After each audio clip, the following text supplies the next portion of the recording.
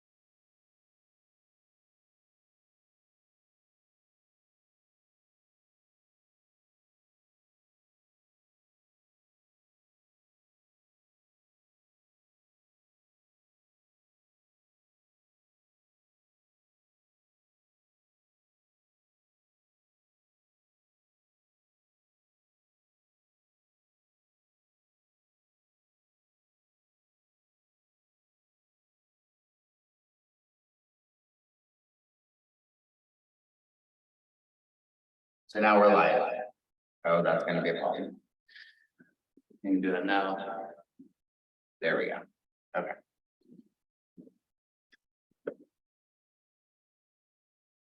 Thanks again. We'll appreciate it. Now these room mics are on, do you want them on now? Okay. So I think we have A, B, and C reserved.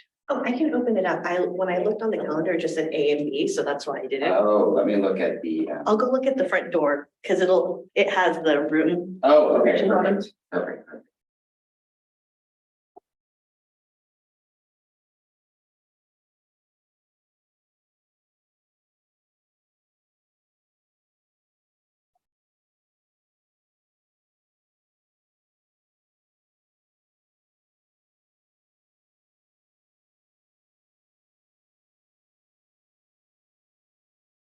Oh, cool. I was just looking at the invite and it said that we held it.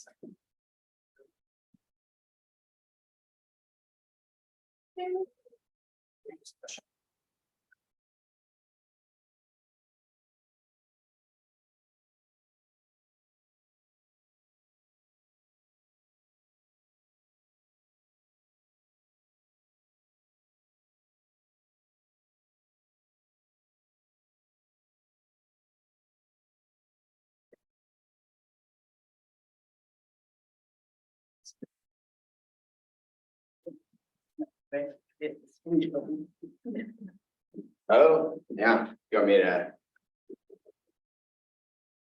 Got it. I think that's supposed to hold from this side, yeah. Maybe because they're connected. There you go.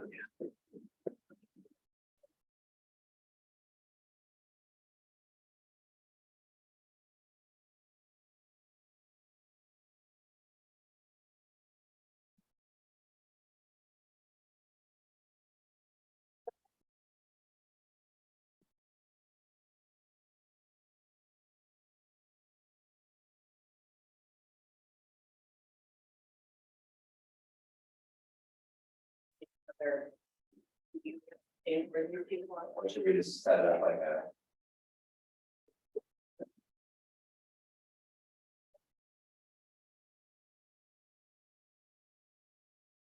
Like just chairs across theater style. Yeah. We can do that.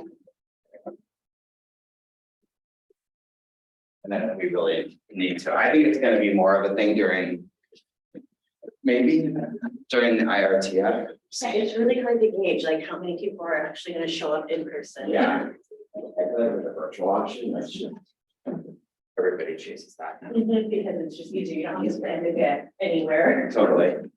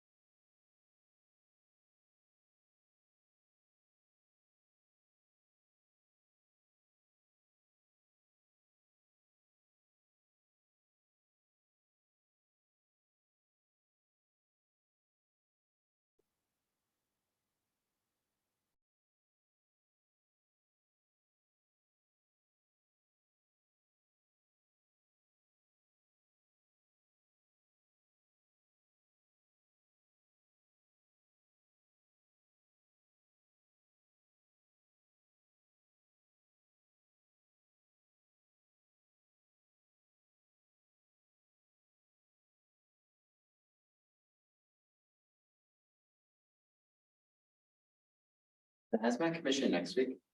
Yes. Yeah, okay.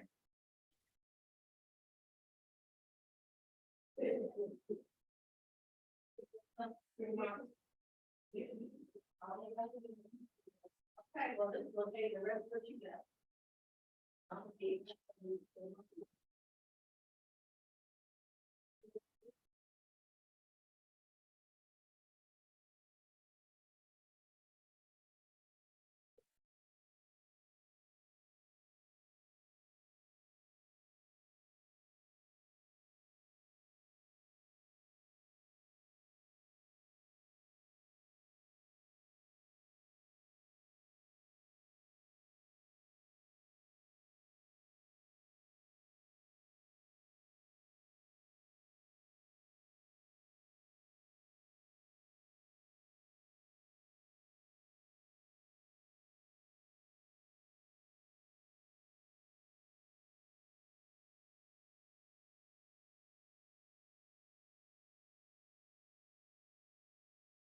I just want to my plan was when that slide comes up to have her go first. And then she can hand it to me and I can just let people know kind of what the next steps are then after. Okay, great.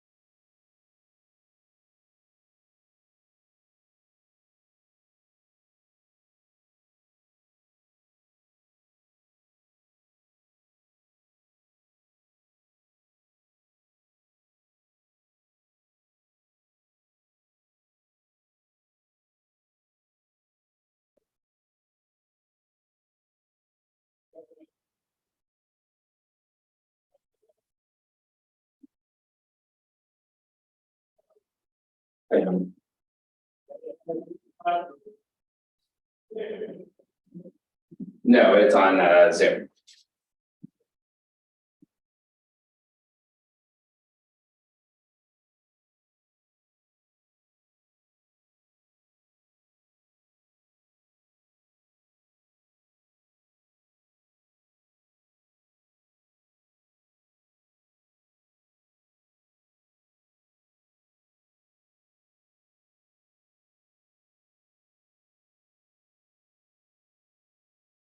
Hello.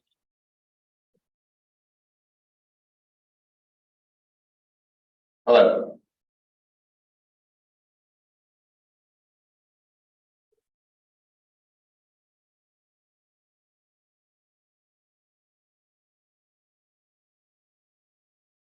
I can send you the link.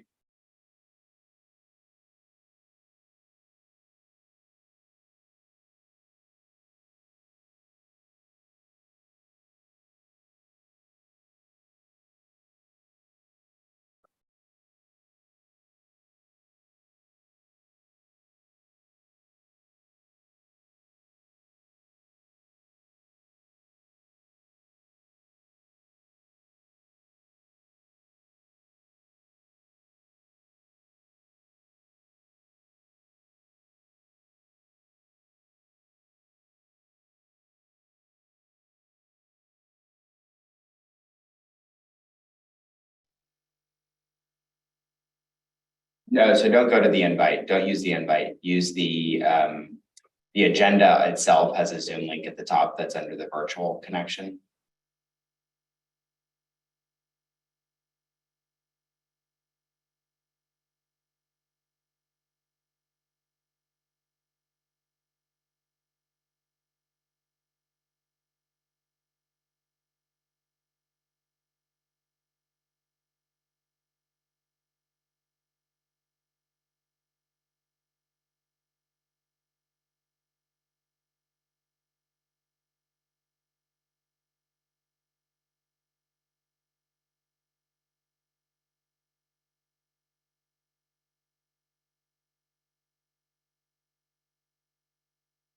Yes, I will send them to you right now.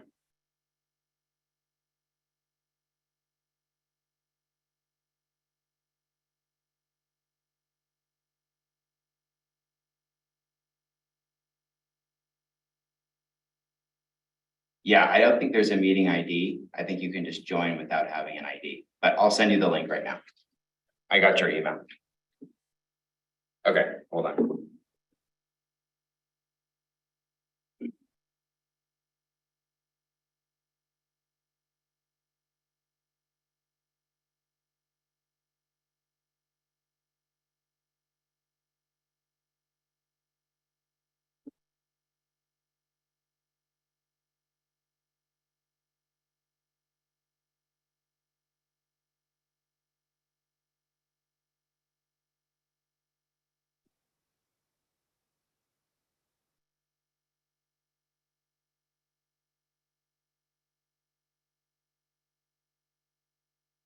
Okay, John, I sent it to you.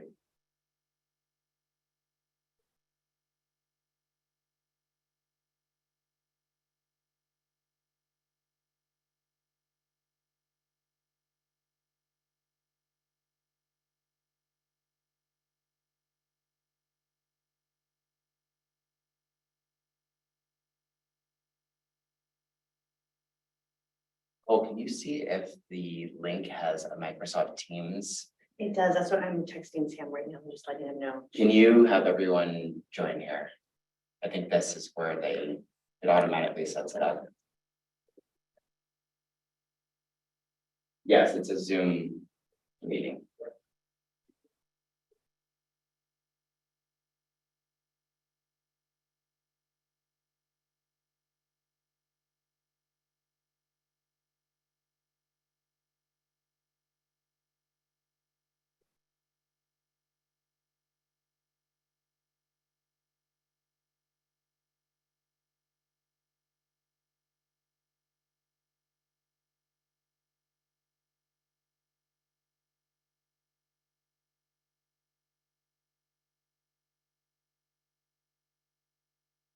Apply all to your email and back to this one. Can you do it?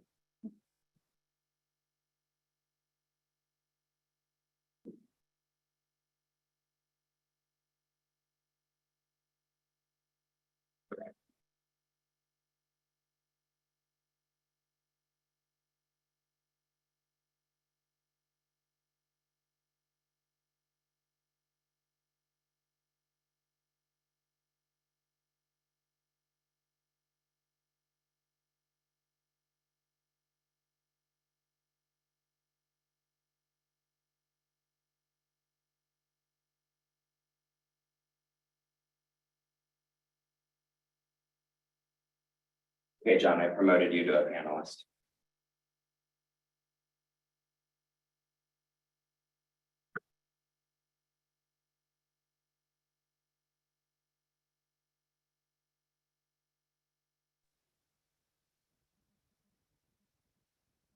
It says you can't start my video because the host has stopped it. Can you hear me? I can hear you, John. Let me look into that, Supervisor Joy. This happened last time. I think, didn't it? I think it did, yes. Do you know how to fix that? Nicole's gonna help me fix it. We should probably do a dry run on this in the future to get this worked out. Yeah, I mean, it says start video. You can't start your video because the host has stopped it. Okay, we're looking into it right now. Are we public with people on now or no? People are on and we can hear you. Got it, okay. Yeah, I can't see Supervisor Glover either. We're working on that.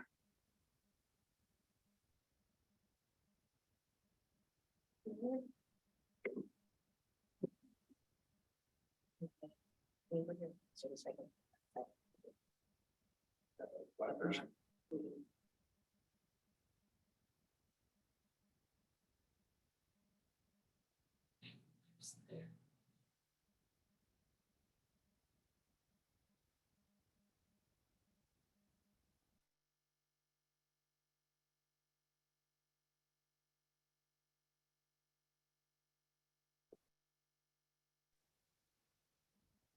I'm seeing if when I get on my laptop, whether I can see video on that.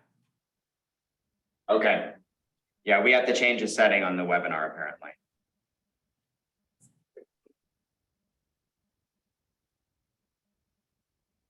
I don't think you can see me on the laptop either, right?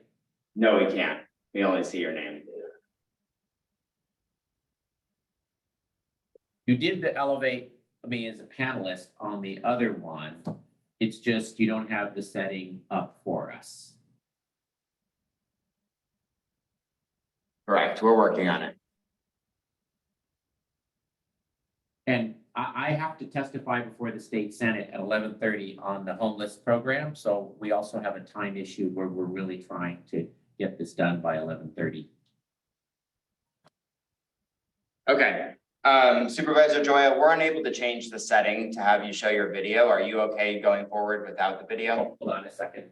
I thought you can't get your video either, right?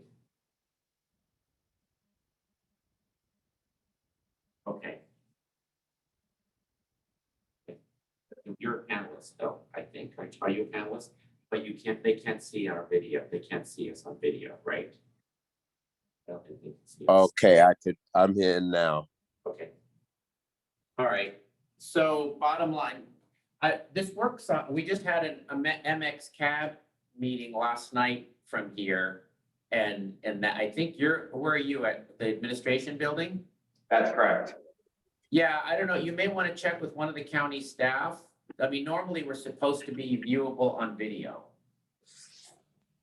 Yes, I'm trying to work on that. And I think it's a Zoom setting. I don't think it's a county staff or county admin building thing. Supervisor Joya, I will work on it. Somebody you may want to check with Adam in the county administrator's office because he just hosted a meeting. They obviously know the settings, what setting it would take. I mean, we could start, but, Yeah, why don't we go ahead and do that while they work on the Alright. back there? okay. So, good morning. This is a meeting of the Board of Supervisors Industrial Safety Ordinance Committee. May we have roll call? Supervisor Joya, I am here. Supervisor Glover, I'm here. both committee members are in attendance. Okay. And yeah, I think this did happen at the last meeting, I believe, right? So we can get that fixed. First item is public comment on any item under the jurisdiction of the committee, but not on the agenda. And individuals would have 2 minutes. Is there any public comment on items not on the agenda? Supervisor Joya, we have 3 hands raised. We have call-in user number 1. All right, please go ahead. Hi, can you hear me? Yes, we can hear you. Okay, would you guys kindly please always provide AT&T call-in?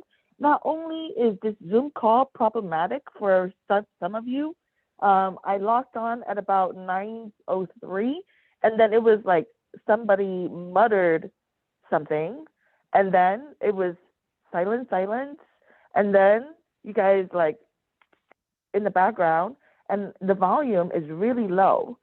This is really a very poor connection call. Would you guys please just use an AT&T number? Since we can't really see you anyways, now you can see each other anyways. Also, for some reason, this meeting notice is never given through the same kind of notification system via the county.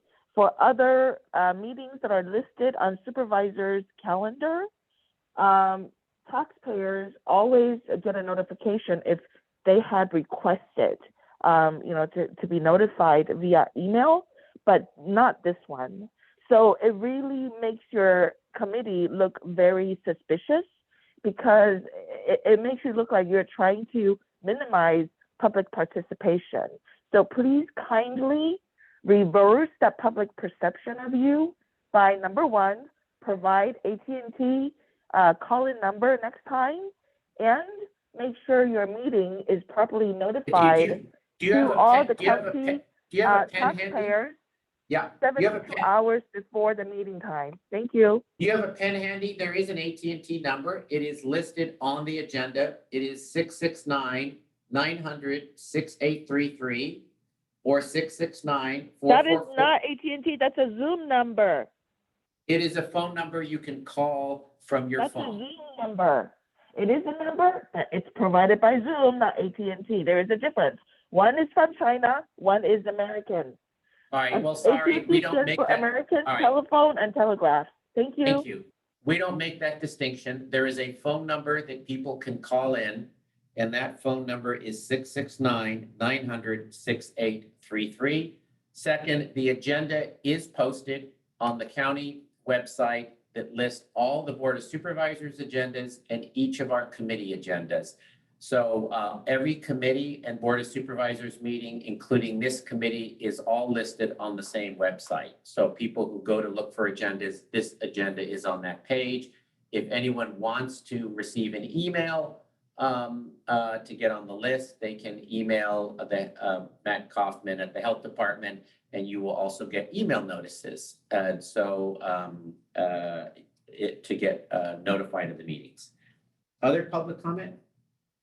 Yes, Supervisor Joya, we have one additional comment. AG, go ahead. Hello. Hi, my name is Alicia Gade, and I'm with Healthy Martinez Refinery Accountability Group. I just wanted to ask that the county press the Martinez Refining Company for a transparent claims process. MRC posted a single Facebook post on March 11th in English only with a claims line. Several of our Healthy Martinez members have filed claims, and aside from messages that MRC will be back in touch, nothing has become of that, and we're well over a month now. It's not an equitable process. There's zero transparency. Very few people know that this actually exists. If it actually does, we don't even know. And we don't know how it will work. And so we just ask that the county press MRC We'll put cover that under item 5. This is item 5 Okay. on the agenda. Okay? Okay. Thank you. Thank you. Any other comments on items not on our agenda? And we do have an item specifically on the Martinez Refining Catalyst Release issue. That's item 5. There are no additional hands raised, Supervisor Joya. Okay. All right. First is to approve the minutes from the February 21st meeting. Federal, I reviewed them and I'm okay. Good. Okay. So we have the minutes. Is there any public comment on the minutes? You'd like to make a public comment on item? No, we ask, is there any public comment on the minutes? There are no hands. Okay. All right. Item 4 is to receive a status report regarding Supervisor Joya, we just had a hand raised. I apologize. on the minutes. Okay. Yes. Call on user number 1, go ahead. Supervisor Joya, why is it that you guys have inconsistent recording of public meeting system that we have observed? Certain committee supervisor meetings, you have, what do you call that? Action plan or action report? And then this is minutes. If this is minutes, I don't think they're properly documented because there are not a description of what happened.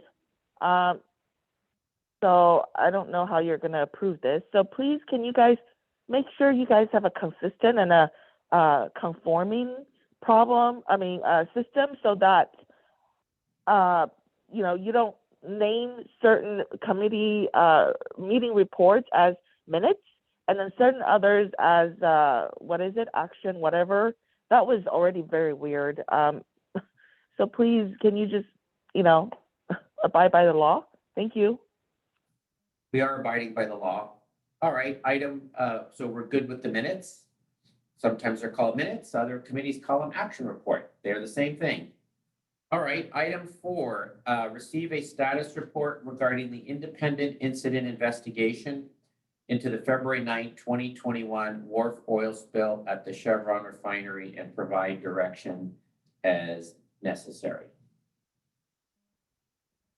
Hello, can everybody hear me? Yes. Perfect. My name is Allison Ballin. I am with AccuTech.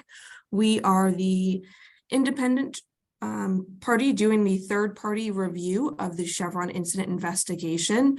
We have finished drafting the draft report for the local committee, the Chevron committee that is handling the independent review. That draft report has been sent out to the committee for review and comment. We are currently receiving comment from Contra Costa County, Chevron, and other members. And once those comments are received, we will then update that and send it out for public comment, which is the 45-day public comment period.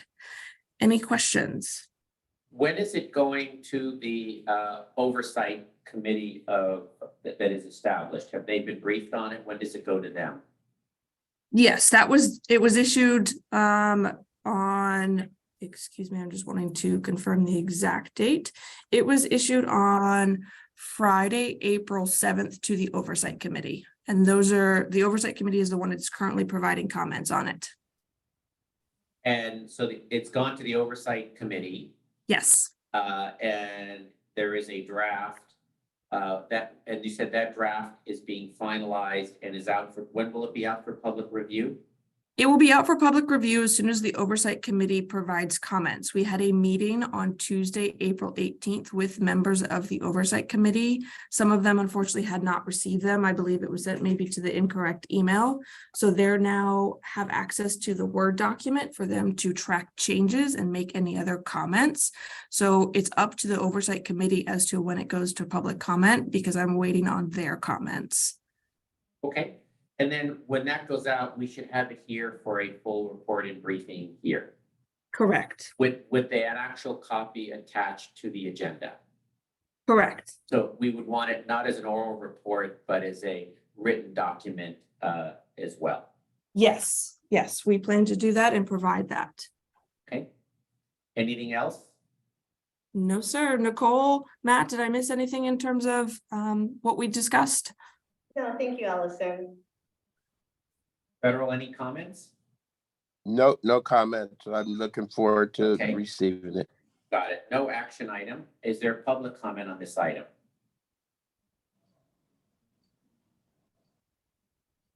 Supervisor Joya, we have a few comments. First We is have Colin. Comments. Number Yeah. one. Okay. 2 minutes each.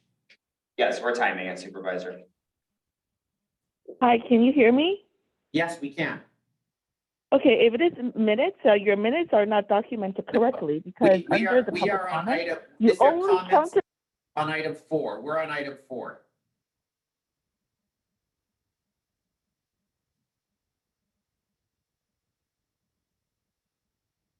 This is- Okay, so for this particular item, please make sure you document the minutes properly. I am speaking and I believe you call me as caller number 1. Don't count me as 1, 2, 3, 4, 5, 6 commenter. I'm not a number. This is not a mass counting problem. This is minutes. You're supposed to describe who spoke. So then when the public wants to request my comments, they know which alias or which name to request for. You're not abiding by the law. And you should know better, Supervisor Joya. You're a lawyer. Shame on you. Next comment? Next comment is Cheryl Grover. Cheryl, go ahead. Oh, thank you. I just wanted to say that I'm on the Oversight Committee and I have not seen that report yet. I don't know if somehow it missed. Cheryl, are you on the Richmond Oversight Committee? No, I'm on the No. MRC. Yeah, MRC. no, this is for a different oversight committee. There was Oh, this thank is- you. This is the Okay. Richmond Oversight Committee for Chevron. I'm so sorry. I didn't get that because I'm not Sure, no supposed. problem. Okay, thank you. Okay. Bye-bye. Got it. All right, Joya, there's no additional comments. okay, we are moving on to item 5, which is to receive an update and provide direction as necessary on the spent catalyst release that occurred in November of 2022 at Martinez Refining. There are 2 parts to this. There will be a presentation from the Bay Area Air Quality Management District regarding the plume model for deposition of the spent catalyst. And there will be an update from the Oversight Committee for the Independent Investigation and Community Exposure and Risk Assessment. So I will, Matt, turn it over to you. And it looks like you're going to introduce Dr. Phil Martin, who is our expert, I know, at the Air District, since I also serve on the Air District board. Matt, are you starting this or we go directly to Dr. Martin? Thank you, Supervisor Joya. I think we can go directly to Dr. Phil Martin for his presentation. Phil, good morning. Good morning, Supervisor Joya, and thank you, Matt, and good morning to all the committee members. As Supervisor Joya said, my name is Phil Martin. I'm with the Bay Area Air Quality Management District, where I lead our assessment, inventory, and modeling division. Excuse me, and I'm here this morning to talk about work that the Air District has completed to support a soil sampling program. And the Air District's role has been estimating and mapping dust fallout from the November 2022 incident at the Martinez Refining Company or at MRC. Next slide, please. So I'll start with just a brief recap of events.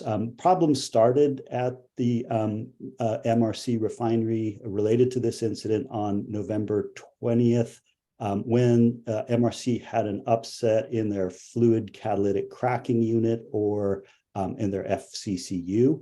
And as you probably know, the FCCU is the part of the MRC facility that uses a catalyst material to split apart or to crack oil feedstocks. And once that cracking is complete, the spent catalyst is regenerated so that it can be reused. And it's regenerated by burning off waste material that has accumulated onto it. And then waste gas from that process are vented to smokestacks in units called carbon monoxide boilers, or CO boilers. And these CO boilers are equipped with emission control devices to limit air pollution. And these devices are called ESPs, or electrostatic precipitators. And they use electricity to remove catalyst material and other particles that are remaining in the flue gases from the CO boilers. Now, these ESPs were turned off during the upset, and they remained off until November 25th. And they're turned off intentionally for safety reasons in order to avoid the kind of explosion that occurred back in 2015 at the Exxon Mobil refinery in Torrance, California. But what it means, and the reason I mention it, is that during this period, important emission controls were switched off. So when the operators went to restart the FCCU, they were unable to control pressure imbalances that built up in the catalyst flow. And then on November 24th to early November 25th, this pressure imbalance sent between 20 to 24 tons of catalyst material out through the CO boilers. And the result was the catalyst fallout that was observed in parts of Martinez, as shown in this photo of the dust on a car windshield. Next slide, please. So since that incident occurred, the Air District and Contra Costa Health Services have been actively engaged in investigating what happened and in collecting evidence on the violations that occurred at MRC. But what I'll focus on here this morning is work the Air District has completed to support Contra Costa Health and the county's oversight committee in conducting soil sampling. So the Air District applied computer-based models to track the release of the catalyst dust and to map the dust to fallout from the MRC incident. And the goal of this mapping was not to identify areas of health impact. The goal was not to say there's a problem in this area, but not in this other area. Instead, the goal was to help identify areas to conduct the initial soil sampling. And so what's shown on this slide is a key portion of the area where we applied the modeling. You can see the city of Martinez and Benicia, and also the boundary of the MRC property that's shown in the gray outline here. Next slide, please. Bill, go back just a second. Please. When you Yeah, say the please. map does not definitively establish levels or locations of impacts, but can help guide soil sampling, can you explain that further? Of course, and what I suggest is we get into it a bit more, but at this point, I'll just say that there were a lot of uncertain inputs, and as any, like when an incident like this happens, there is a lot that's not known about exactly how material is released, and this is, as I'll discuss, it was no exception. And because our information into the models is not perfect, the maps and the modeling that we generated are not perfect. And so what we're really trying to do is establish information that can be used to help direct the soil sampling. And it's that soil sampling that will really establish the health impacts. Does that answer your question, Supervisor? Partially, we'll have you go through the presentation. Yeah. Perfect. Okay, thank you. Yeah, so let's go to the next slide. Before I do, Phil, I just want to confirm, you can see the slides on your end, correct? I can, yes. Can everybody else see the slides? I should have checked. Yes. We can see them. Okay, perfect. Thank you. Next slide. Presumably the public can see them on the Zoom. Great. Thank you, Supervisor Joy. Okay, so before the Air District started applying models, we first looked at what observations and what measurements were available to us. And in the days after the release, the Air District and Contra Costa Health collected dust samples, made observations, and also took photographs of visible dust. And these visual observations and the photos turned out to be extremely helpful. And this map here is showing locations where observations were made. The yellow symbols and the yellow lines are showing observations where visible dust was observed. The larger symbols on the map, the larger yellow symbols are the Amtrak station, the junior high school, and the health center going from north to south on the map. But there's also small yellow dots that are marking locations, individual blocks where dust was observed and where samples were collected.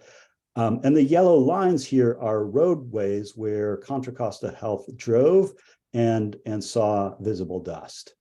The green symbols and lines are showing locations and roads where observations were made, but where visible dust was not observed. So that you can see from the map that the visible dust was mostly to the west of the MRC facility.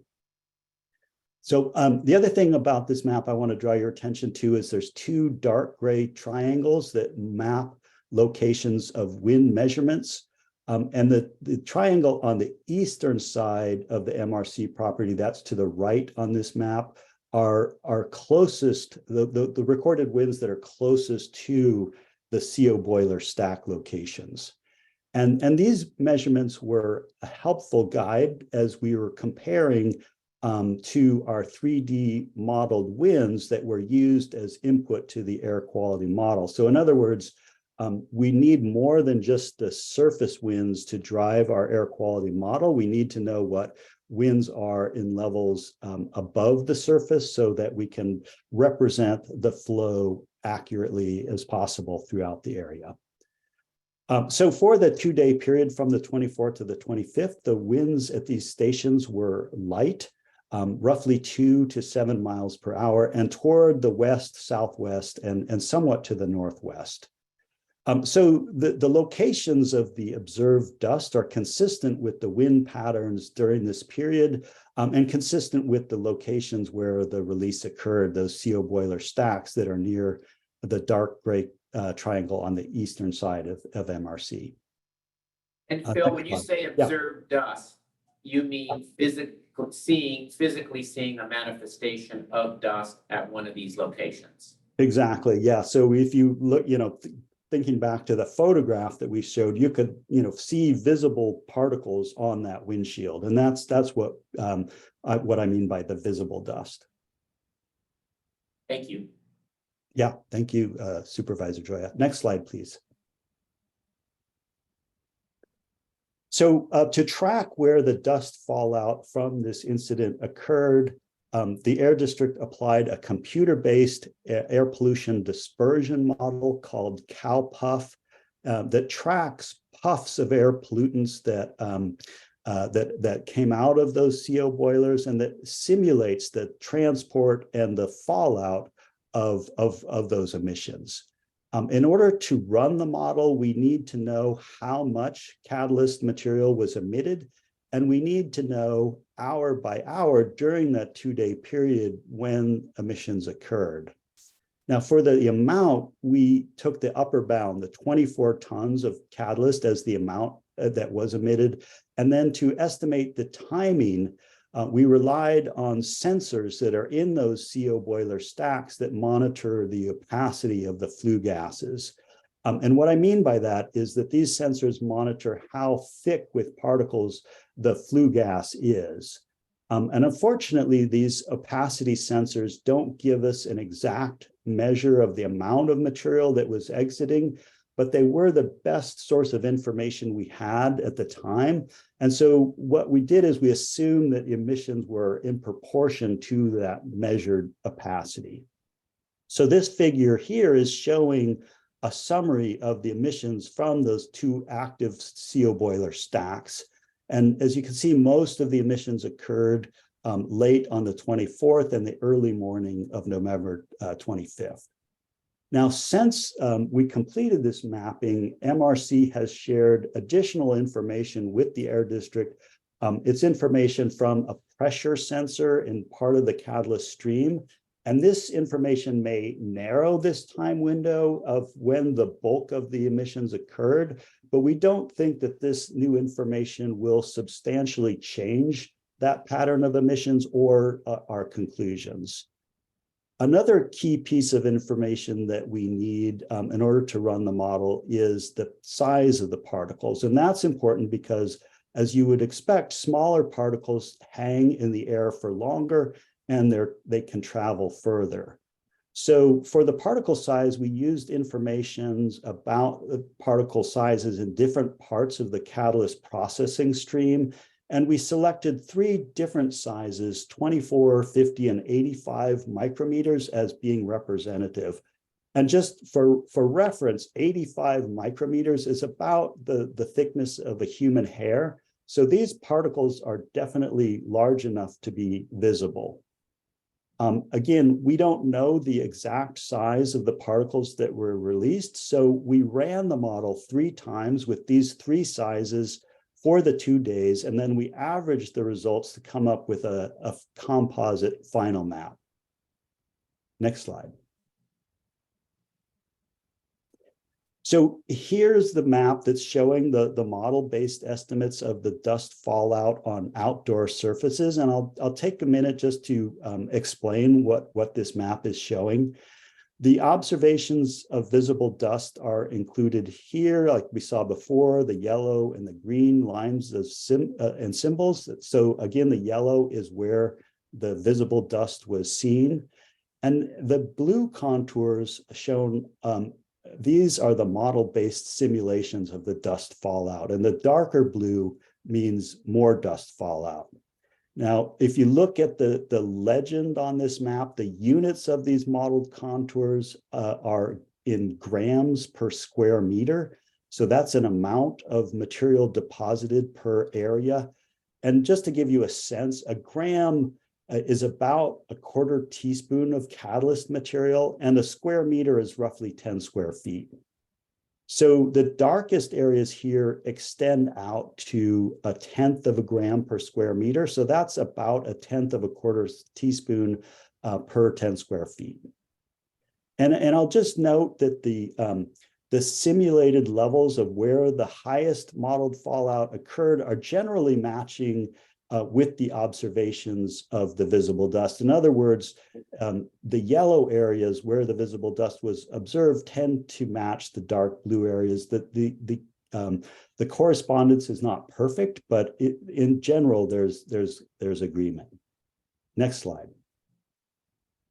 So here's the same map, but now zoomed out a bit so you can see a bigger area, and just a few additional things I'll point out about the model dust fallout. And the first is that the lightest contour areas do extend quite a bit beyond Martinez out to Crockett and El Sobrante, for example. But in the lightest blue areas, those areas have much less deposition than in the darkest areas. And if you look at the scale on the map legend, the highest levels in the light blue areas are 10 times less than the lowest levels in the dark blue areas. In other words, if we look out at the edge of the dark blue, levels in the light blue are at least 10 times lower. So we're showing a broad area, but really most of the deposition occurred in those darkest areas. A second, Sorry, go ahead. yeah. Oh, okay. Second thing to point out is that the darkest blue areas do extend up into Solano County, into Benicia specifically. And so early versions of the map were shared with Contra Costa Health, and they discussed this with the Solano County Health Officer. And in part because of this modeled map, there is a representative from Benicia on the county's oversight committee. So just taking a quick step back, how is this map helpful? It generally matches with the areas where the visible dust was observed, but it also suggests looking and sampling soil in areas where observations were not made. So in other words, this can be a guide to assist with the sampling. And did you have a comment? Yeah, so Phil, Supervisor? talk about, this addresses dust fallout. It's simulated levels of dust fallout. So the simulation is based on models. It's not based on the observation of dust. In other Correct. words, what's in the, let's say 0.01 to 0.03, the 0.03 to 0.10, those are simulations, but not necessarily, they weren't observed in those areas. That is absolutely right. And the places where dust was observed is shown in the yellow symbols and lines. Right. And And so, just by scale, so the 0.03 to 0.10 would be like 3/100ths of a quarter teaspoon to 1/10 of a quarter teaspoon per 10 square feet. that's right. Right. And that, any comments about what that, that is, I guess, a order of magnitude less than the others, but any comments about what that volume of material? In terms of the health impacts? Yeah. I will defer to the county and the toxicologist. I think the reason for this map and these mappings is to direct or to help inform the soil sampling, not to direct, but rather to help inform the soil sampling. And it's really the soil sampling that will determine the health impacts. So maybe if we quickly skip to the next slide, I can cover a little bit about that. Right. So this modeling based map of dust fallout, we do think it will be helpful for informing the soil sampling effort. But I do, and I think this is where what you were alluding to, Director, or to Supervisor Joy, is that I want to make sure that the limitations of the map are clear. As I mentioned, it's generally the case in upset incidents like this that it's really difficult to collect the accurate information, especially in, right after the event, but even extending far after the event, it's really hard to gather the information that we need to run the models accurately. And this case was no exception. We did our best, but because some of the key inputs are highly uncertain, this modeling map is also uncertain. And I mentioned, the issue of the timing of emissions. I also mentioned the issue of the catalyst particle sizes. But another limitation of this map in locating where the catalyst is now is that since the incident occurred, there's been a considerable amount of rainfall in the winter and early spring, and the catalyst has likely moved since the initial fallout. So it's really the soil sampling that will determine the extent of impact to the community. And for that, the county's oversight committee has already selected the toxicologist, the consultant TRC, that will be using this information to guide the soil sampling plan. Did that cover your? Yes, thank you. Thoughts? Yeah. And when will the toxicologist develop their soil sampling plan, and what other material other than the plume map will the toxicologist use to develop their soil sampling plan? Well, I will defer to Mr. Kaufman to discuss that, but I'll say that maybe we could skip to the next slide. just to say that the Air District is continuing to pursue our actions toward preventing these problems. In other words, we're actively continuing our investigations into violations related to this incident. But to get to your question, the modeling team that developed the map has already shared this information with the toxicologist team. And we will continue to be available to assist in applying it to inform the sampling plan. That work is underway now. I know that the plan is being developed now, and I again will defer to Matt on describing exactly where they are now. We've completed a summary report on the modeling and mapping that we've made available, and we're working right now to complete a detailed technical support document. And I don't know, Matt, if you want to say more about where the toxicology team is right now. Thank you, Dr. Martin. Yes, we are going to be covering that during our update. So we can certainly go into that now if you're. You can deal with it during the update. Okay. Okay, so I'm happy. Thank you for your attention. I'm very happy to take additional questions. Federal, and we'll get in the next presentation and go to comment, but Federal, do you have any questions on this portion of the presentation? No, I just want to thank Phil for the presentation. I thought it was very thorough. Great. All right, why don't we move into the next part of the presentation? Okay, thank you, Supervisor Joya. The next part of the presentation will be from our Hazardous Materials Division within Contra Costa Health. And our Hazardous Materials Director, Nicole Heath, is going to be providing that presentation. And I'll pull it up now. Good morning, everybody. While Matt is pulling up the slide presentation, I just want to take a moment to thank the Air District for their partnership and expertise in helping to prepare the plume model. Today, I want to give an update on where we are with our Martinez Refining Company Oversight Committee. Before we do that, though, I wanted to just give a little bit of a brief background, as I know that there are some people who have not heard this before, but just kind of a reminder of how we got to here. November 24th and 25th, there was a release of approximately 20 to 24 tons of spent catalyst from the Martinez Refining community. Martinez Refining Company into the community. The Hazardous Materials Division was not immediately notified of this release when it occurred and did not learn about it until 2 days later via social media. Due to that and not being able to initiate our community warning system, not being able to get eyes on initially when the event happened, we did have to wait a while to actually classify the level of incident for this release. In November, we were able to determine that this incident was a community warning system level 2, which means that there is anticipated offsite impacts, which could have health impacts to those who are sensitive. And with this determination of a community warning system level 2, in our industrial safety ordinance, this incident became what is known as a major chemical accident or release.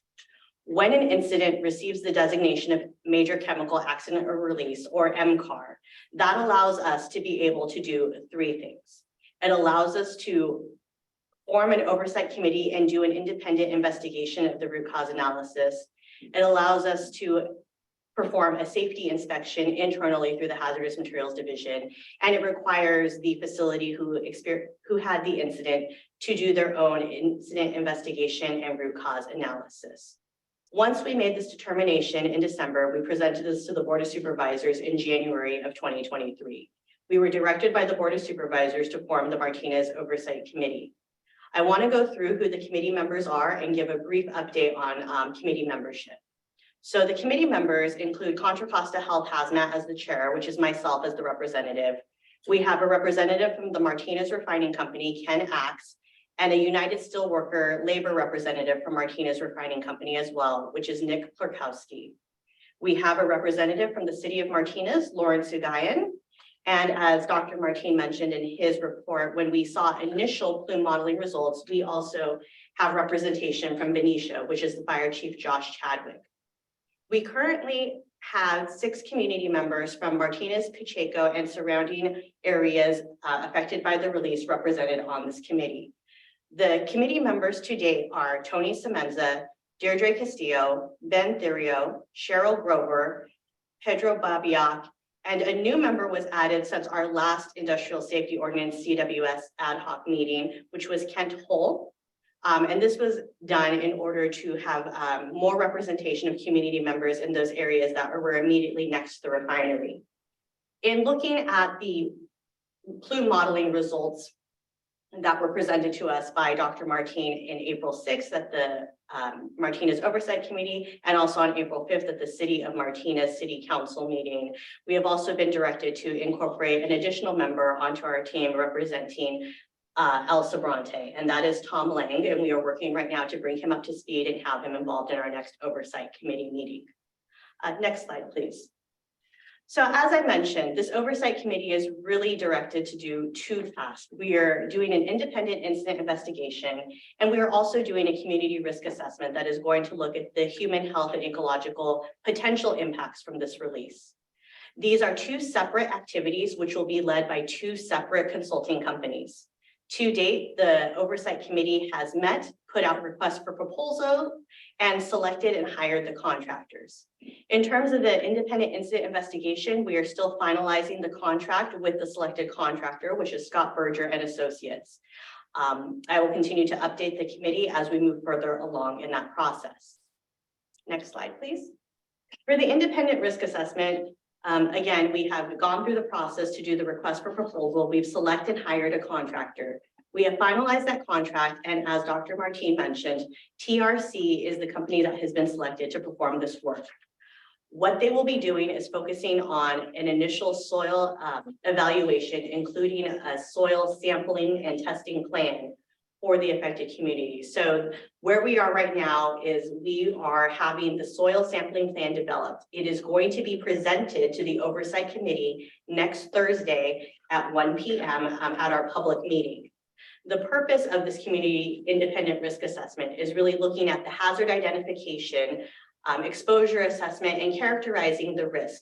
There is going to be a risk assessment done in which we are looking at the worst case scenario and different routes of exposure, including ingestion, inhalation, and other routes of exposure to determine and measure against published screening levels what the potential impacts, if any, were to human health and the environment as a result of this. I quickly want to just go over what the next steps are after that for both the incident investigation and independent risk assessment. Once these studies are done, there will be a draft report presented to the Oversight Committee. The Oversight Committee will then be able to submit comments on these reports and have those incorporated into that draft report. After that, there will be a 45-day public comment period with public meeting. And again, similarly to with the Oversight Committee, then the consultants will need to respond to those public comments and incorporate those into the report. And then we will end with a presentation to the Board of Supervisors and any other City Council meetings. Next slide, please.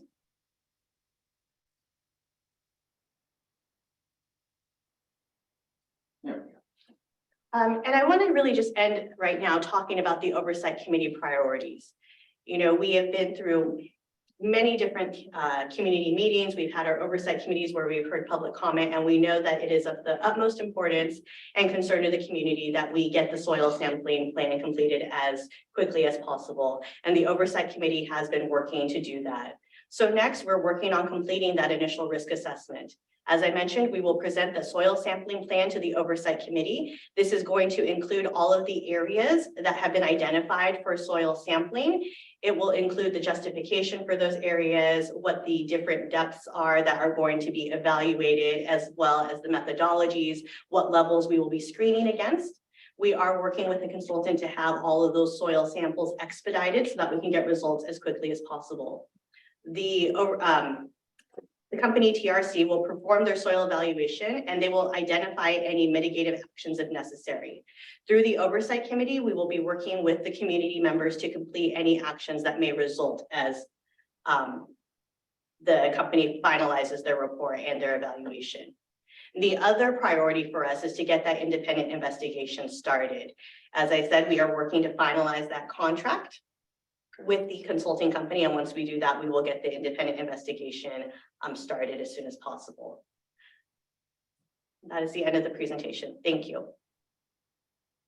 Can you also give a brief update, a little more on the other aspects, both the community health risk assessment generally, and then, of course, the other root cause investigation?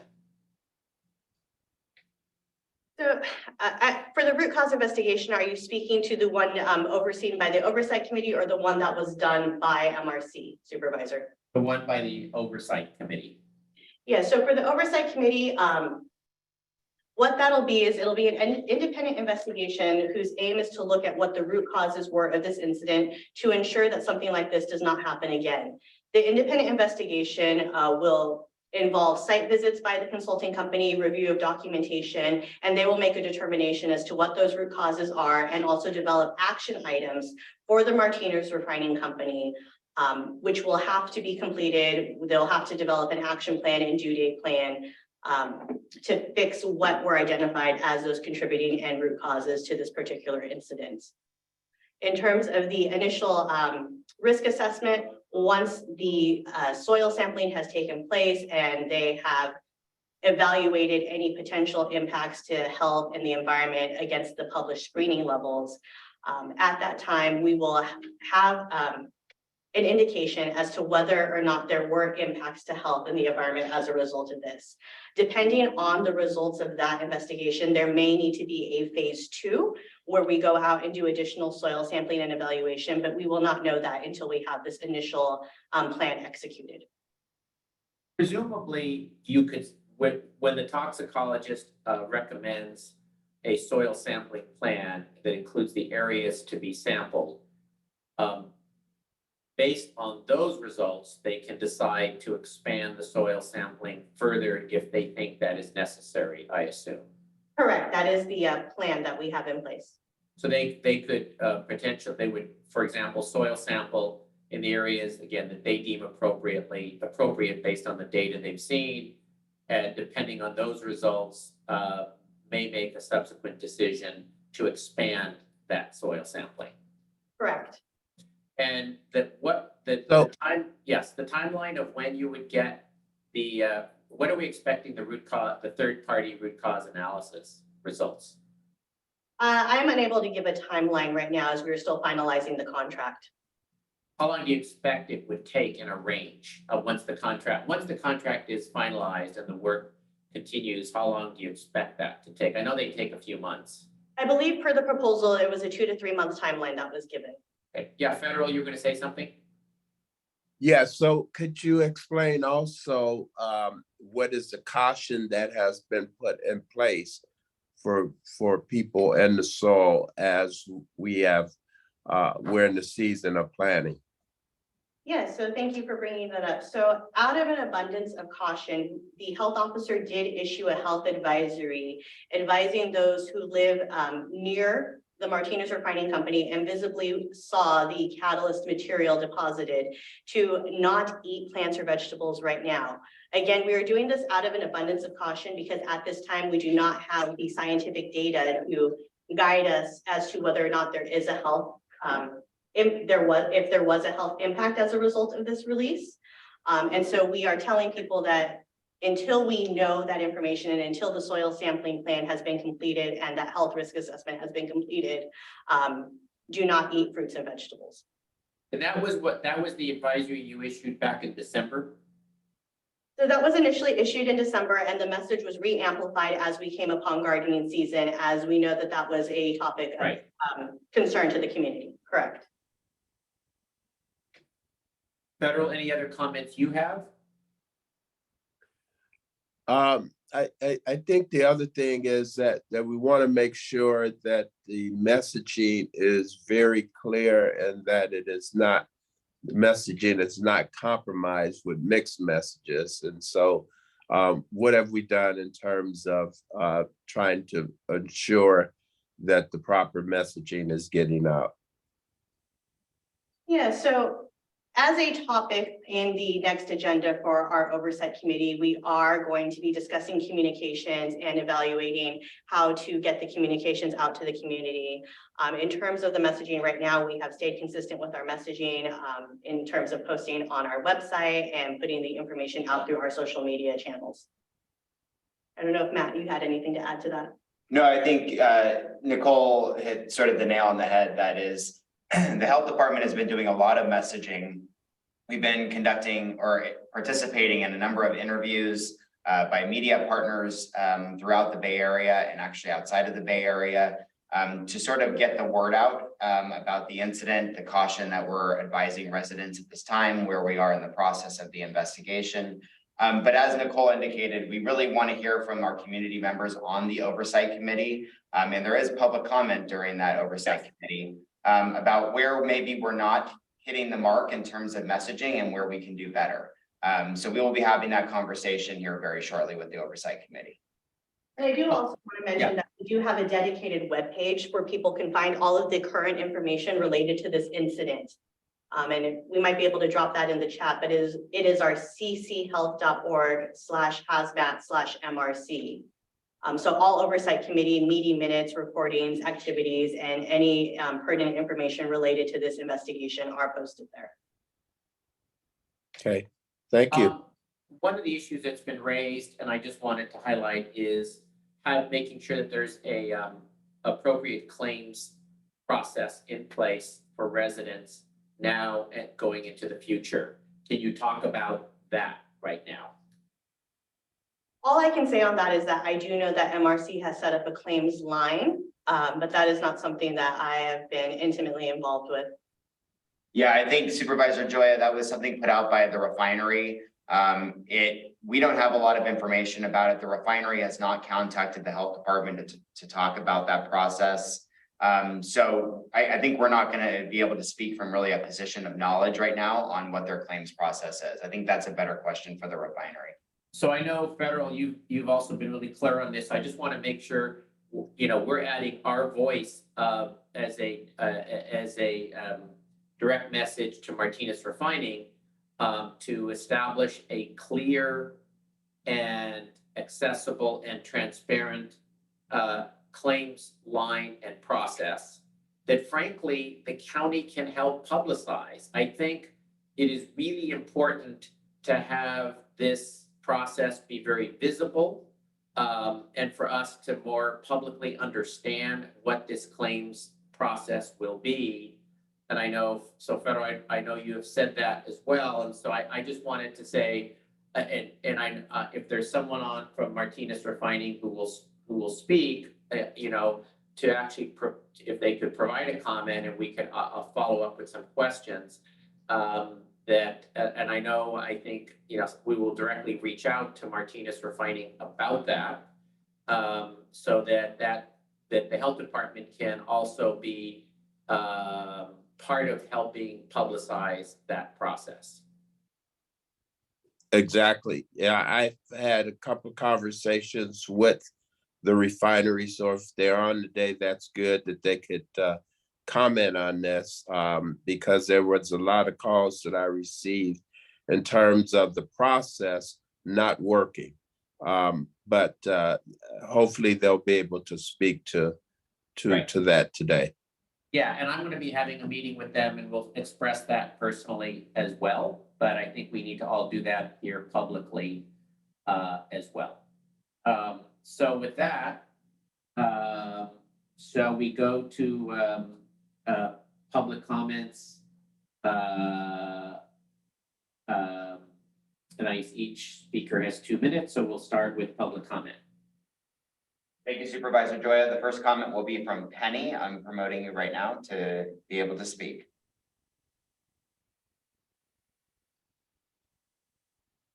Okay, can you hear me? Yes, we can. Perfect. Okay, I'm sorry. I have a couple things, so I'm going to move sort of fast.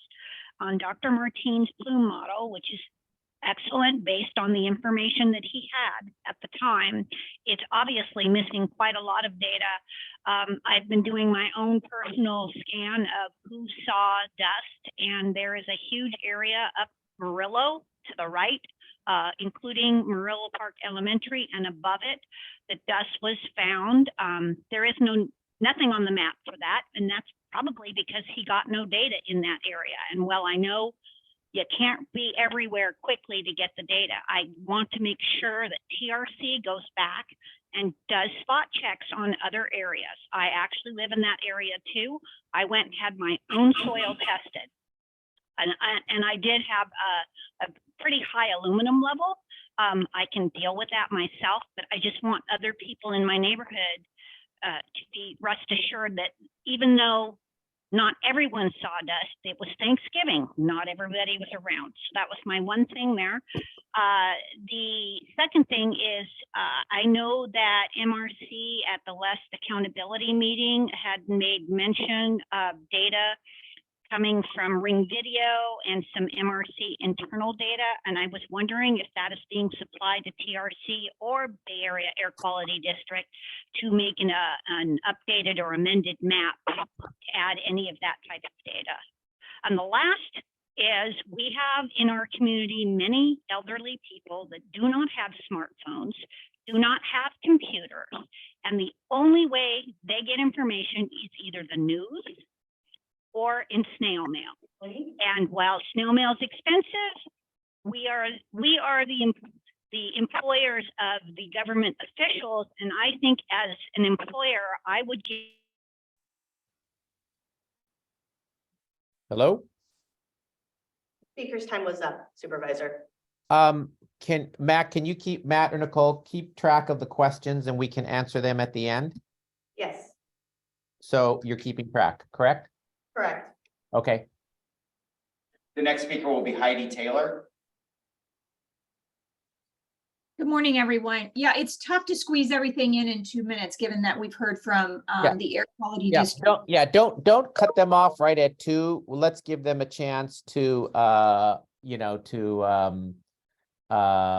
let's give them a chance to wrap up. Okay, so don't cut them off right at 2. We'll manage that. Thank you, Supervisor. Yes, I second what Penny's saying. I'm wondering if the Air Quality District ever received the Ring video that was referenced at the Oversight Committee on April 6th, and whether or not the plume map has been updated with that information.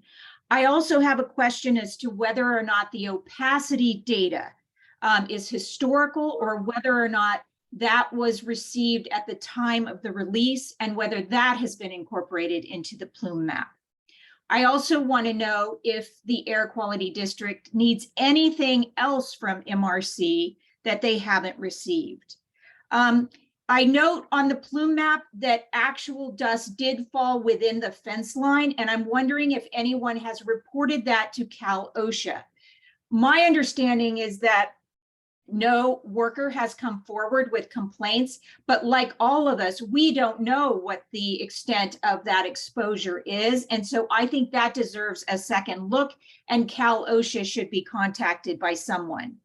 Dr. Martine, thank you for everything you've done with the plume map. You do call it an upset in the FCC, and I would just say that that is a little misleading, given that we're talking about rising pressure in the FCC that can potentially cause an explosion.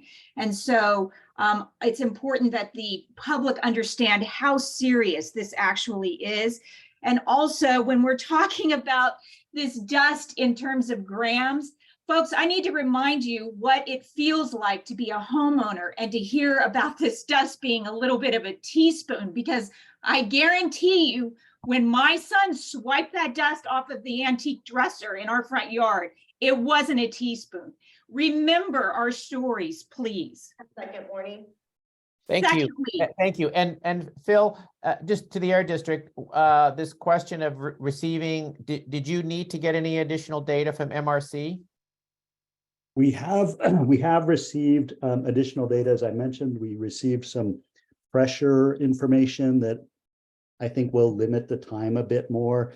And we did receive some video from a Ring, a porch video that showed, what are clearly larger particles than what we modeled. Both the restriction of the time and the larger particles, we have that information. Our evaluation is that both of those will restrict the area, make it smaller of where the fallout was most concentrated. And so, again, with the purpose being to inform the soil sampling, we feel like there's plenty of information to start that process. So, our plan is to discuss this with the consultant, that if needed, we can provide an update to the modeling. But I think, again, I think what would happen is that we'll define a smaller area than what we have so far. So given that our goal is to inform the sampling, we think that what we have is good and sufficient, and will outline a broad area.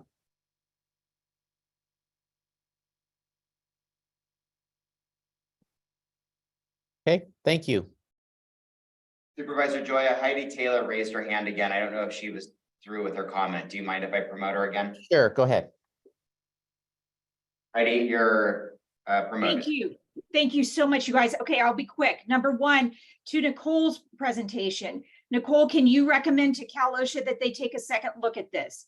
I'm interested in knowing whether or not Scott Berger and Associates has the qualified refinery engineers to actually opine on the fixes.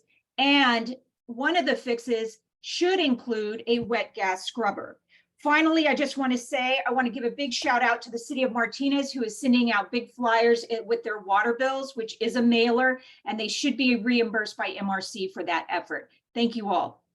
As you know, the Air District voted a while last year on a new regulation that would essentially require the installation of a wet gas scrubber at both Chevron and Martinez in order to meet the lower emission requirements from the FCCU units at those two facilities. And there's compliance dates in that regulation. While there is litigation, and both Chevron and Martinez Refining have sued the Air District on that, that lawsuit currently has not put on hold the compliance dates. So, obviously the outcome of that lawsuit by Chevron and Martinez is relevant to that issue, but there is currently a regulation with compliance dates in effect by the Air District. All right, next speaker. Tony is our next speaker. Can you hear me? Yes, we can hear you. I have a couple of questions for Phil, and then I have a question for John. Phil, based on the feedback from the Oversight Committee, was there any thought given to redoing the model based on the size of the microns that were used, 85 versus what we clearly see is either 1,000 or 1,500 microns that can be seen in photos taken of samples? I know this would probably reduce the footprint, which would be certainly helpful. And two, has the Air District compared their model with the one done by MRC, same technology, CalPuff, which might help combining and looking at the models? Maybe we can focus a little bit more on the footprint. And three, given the importance of a good model, why did it take 4 months to complete when there was a health concern from the community? Those were for Phil. If Phil can answer those, I got a question for John too then. Yeah, Phil, why don't you want to respond to some of those now, just so we get it out there? Because there may be other questions. Yeah. Yeah, sir. Yes, we have considered redoing the modeling with the new information, but there are still a lot of open questions about it. The porch video does show larger particles, but we don't know for sure like what fraction of the particles were larger. As I mentioned, our thought was to, go broad with the footprint. We think that we have done that. So yes, we've considered it. At this time, our thought is that we will confer with the toxicologist and see, would it be helpful to see that, or do they feel like they have enough information with the footprint that they have? Again, being cognizant of the timing. And, it takes time for models to be, to your point about the timing, it takes time to gather the information. As you can hear, there's still information coming to us, and we wanted to provide the best information that we could. Modeling is a forensic activity for an event like this that just takes some time to do. It's not ideal, but it's what we have available. So I think I covered And all. respond just to the time issue about the plume map. Yeah, the timing issue is, as I mentioned, it takes time to gather the information for an event like this to feed into to develop the inputs to feed into the model, and it takes time just to set up and run the model. And so, you know, I think that going forward, if an event like, I mean, our main goal is to prevent events like this from happening in the future, and a lot of activity is happening other than this modeling kind of in parallel, aimed at the prevention. But it, you know, the current process that we have is, you know, modeling takes time. Okay. All right, next speaker. Oh, no, wait, excuse me, Tony, you had a question of me? I do, John. I want to preface the question by saying that I've been working with Contra Costa Health Services for over 30 years, and I appreciate the work that they do, and I have many friends in that organization. But the question to you, John, is we're 5 days short of 5 months, and still no contractor on the ground. Given the serious question regarding the health concerns of Martinez residents, how can we say that this process is working? Yeah, you've heard me say this before, John. I think you know, in all fairness, I totally agree with transparency, but this is crazy. This is absolutely nuts that we don't have some questions after 5 months. And Tony, when you say contractor, you're talking the toxicologist, because you know there's already ongoing investigation. There's an investigation by the Air District that's already started. And are you saying a contractor for the root cause analysis? No, what I'm saying, John, is that Nicole prefaced before, she talked about the Contra Costa Health Services issuing information out to the community as a precaution. Right. It's based on the fact that we don't have data. Right. We're gonna get data when the toxicologist is out there getting us information. And I can't believe that 5 months after the incident, we're satisfied with where we are in this process. Yeah, I hear you. Well, the county could not bring on the toxicologist to start this, apparently what I am told, and Matt and Phil can talk about this, the county had to wait until the Air District developed their plume map and other data so that they could have the toxicologist develop a soil sampling plan. That is what we have been told. And I don't know, Matt, can you explain that further? Matt or Nicole, I should ask. So that issue of bringing on the toxicologist after the Air District plume map was developed? Yeah, Supervisor Joy, I can respond, and I think Nicole will also add in. The first is, I think the soil sampling that we want to conduct in the community, we want it to be a thoughtful, scientific approach. And, you know, soil sampling is kind of a nuanced area in terms of, you know, what depth do you take the soil at? Where do you soil sample? What indicates and what can you speak to in terms of community-wide risk based on the locations that you sampled? What methods do you have the lab analyze the soil for? These are all sort of questions that we really want an expert in the field to address, and that's the toxicologist. I think part of their process is determining the soil sampling locations, and we wanted that to be an informed decision. Again, you know, we would have liked to have information out to the community sooner. I think we were sort of balancing getting enough information for the toxicologist to make their decisions and have, you know, make scientific informed decisions where the sampling was going to take place, but also, you know, working with the community to have proper oversight for the work that's taking place. At Contra Costa Health, you know, we know environmental justice is a key tenet of sort of what we do every day, not only in the hazardous materials division, but also throughout, you know, all of the health department. And a big tenet of that is making sure that the community is involved in these processes. And it takes time for us to establish oversight committees, to put out requests for proposals, to get proposals back from, you know, highly technical projects. So we are working as quickly as we can. We also would have liked it to have happened faster. And I'm not saying that we can't do better in the future, Supervisor Joya. That is something that we definitely will work toward. And Nicole and I have had quite a bit of discussion about how future incident investigations could go a little bit quicker. I think a big part of us being delayed, though, was that this was not classified as a level 2 incident from the start, like it should have been by MRC. When the levels get classified correctly on the onset of the incident, it allows us to put all of our processes in place. And that namely here was identifying it as a major chemical accident and starting the investigative process immediately through the industrial safety ordinance, this committee. So that, I think that's, we want to do better in the future. We definitely recognize the concerns of the community, and we're going to work toward being better in the future.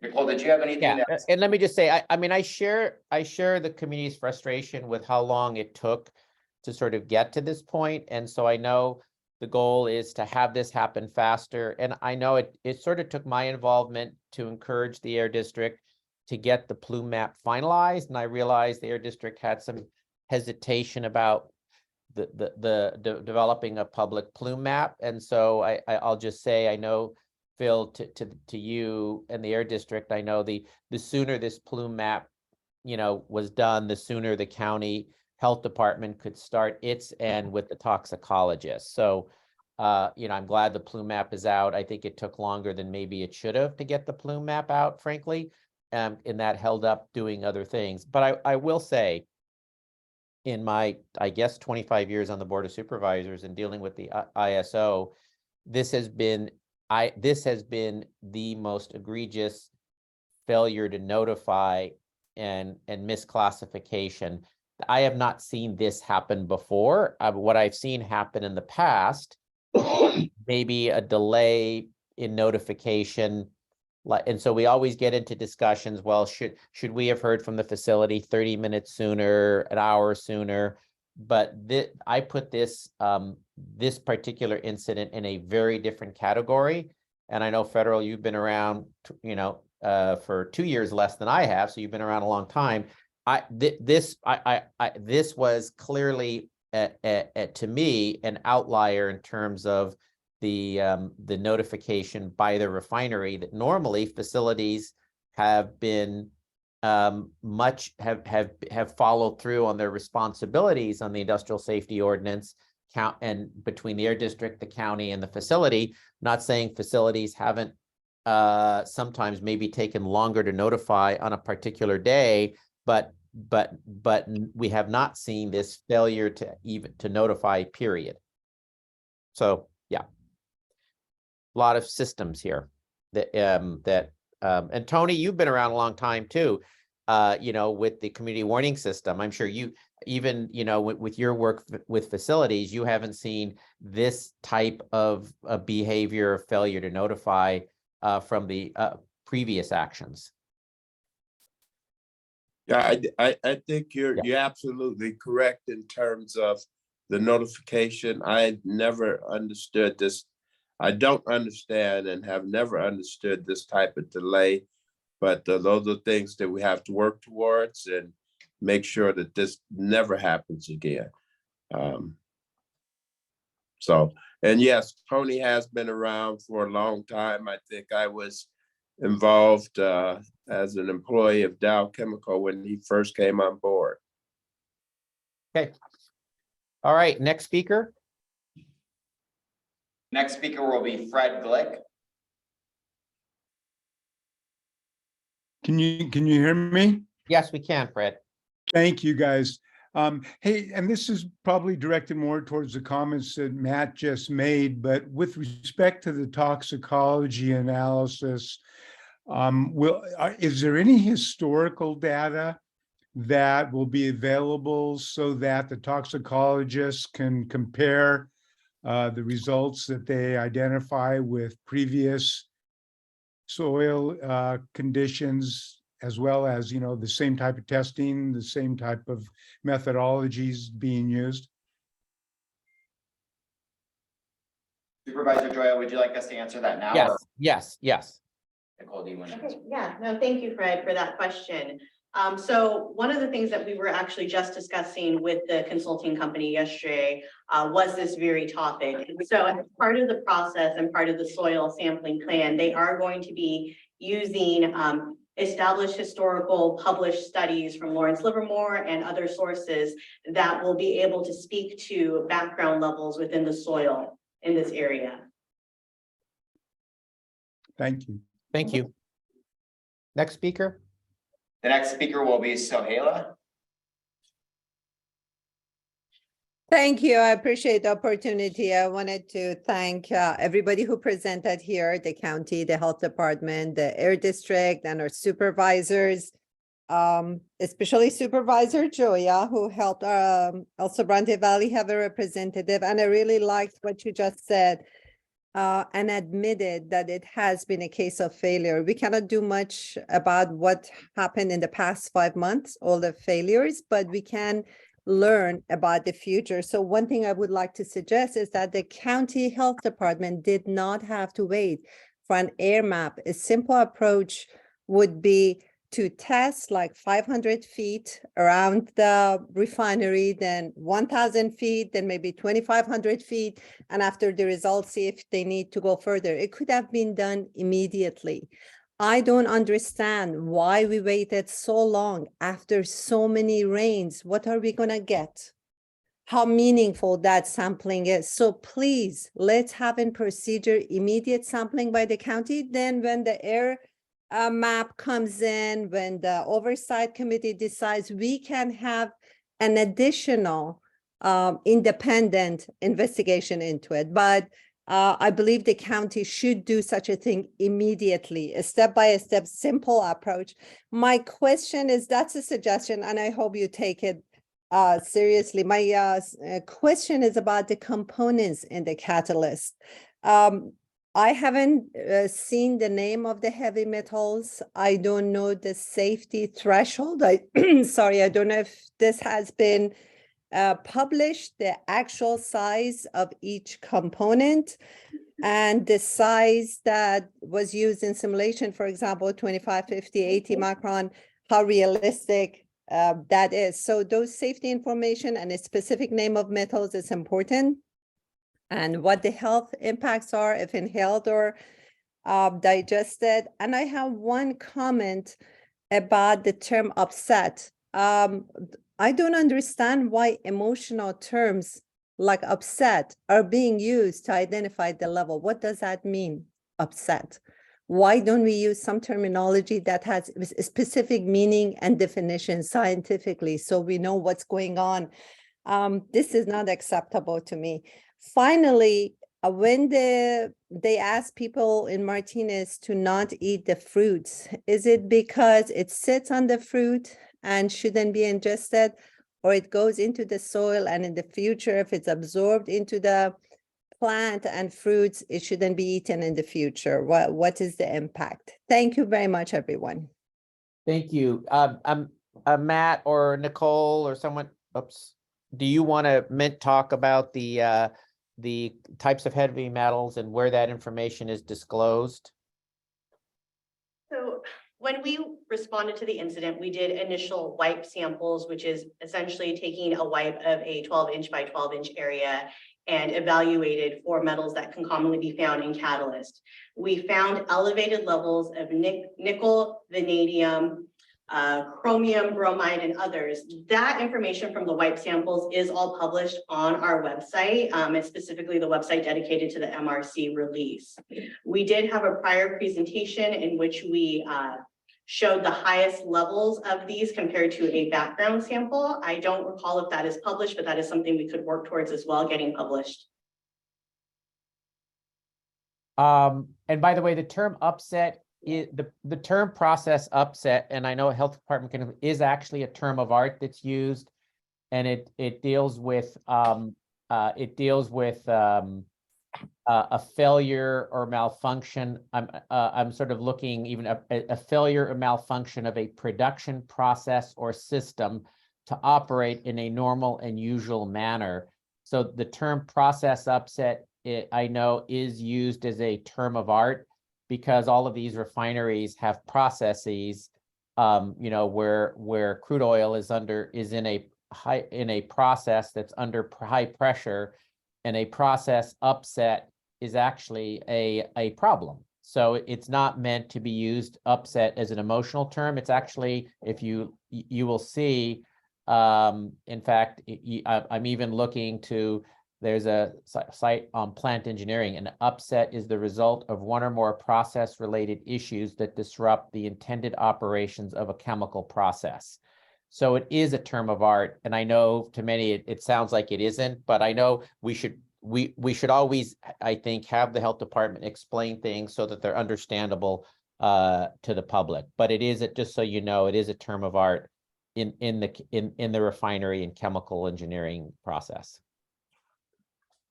Matt, did you want to say anything, or Nicole, anything more about that? And we should use terms that people understand, but I know, I just wanted to say that the use of the term upset or process upset by the health department isn't meant to downgrade the impact. It's actually this term of art used in chemical engineering.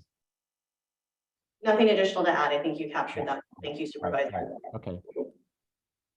Process upsets can be very bad things. And I like to use terms that people understand and say there was a malfunction. So, you know, a problem, it is a problem. And when chemical engineers use process upset, I think the public doesn't always understand what that means. All right, next speaker. The next speaker is Michael. Hello, I have a very simple question without any jargon. It's directed to Nicole. I live in Martinez. Can we grow tomatoes? And looking at your website, I see that we can grow them, but not eat them. So what mitigating things can we do? Do we have to swap out our soil? How deep do we go to have eatable tomatoes? So let me ask, my understanding, the health department is saying until they get more information, not to eat anything grown right now until there is more information. And you're saying this out of an abundance of caution. That's what I'm hearing. So am I hearing you correctly? That is correct. So the question is, okay, so I'm assuming the food is not safe to eat. Can I change the soil for clean topsoil from outside this area? And how deep do I need to go to have tomatoes that are good to eat? Okay, I don't know if the health department has an answer to that, but you're welcome to health department to provide any comments. Matt, do you have any additional comments? Michael, what I would suggest is, what the health advisory says is it's okay to plant your garden. And we were going to get more additional information back here probably at the end of May, early June, regarding this sampling event that we're doing. We feel pretty confident that we're going to have information back to the community before your tomatoes are likely going to be ready to eat.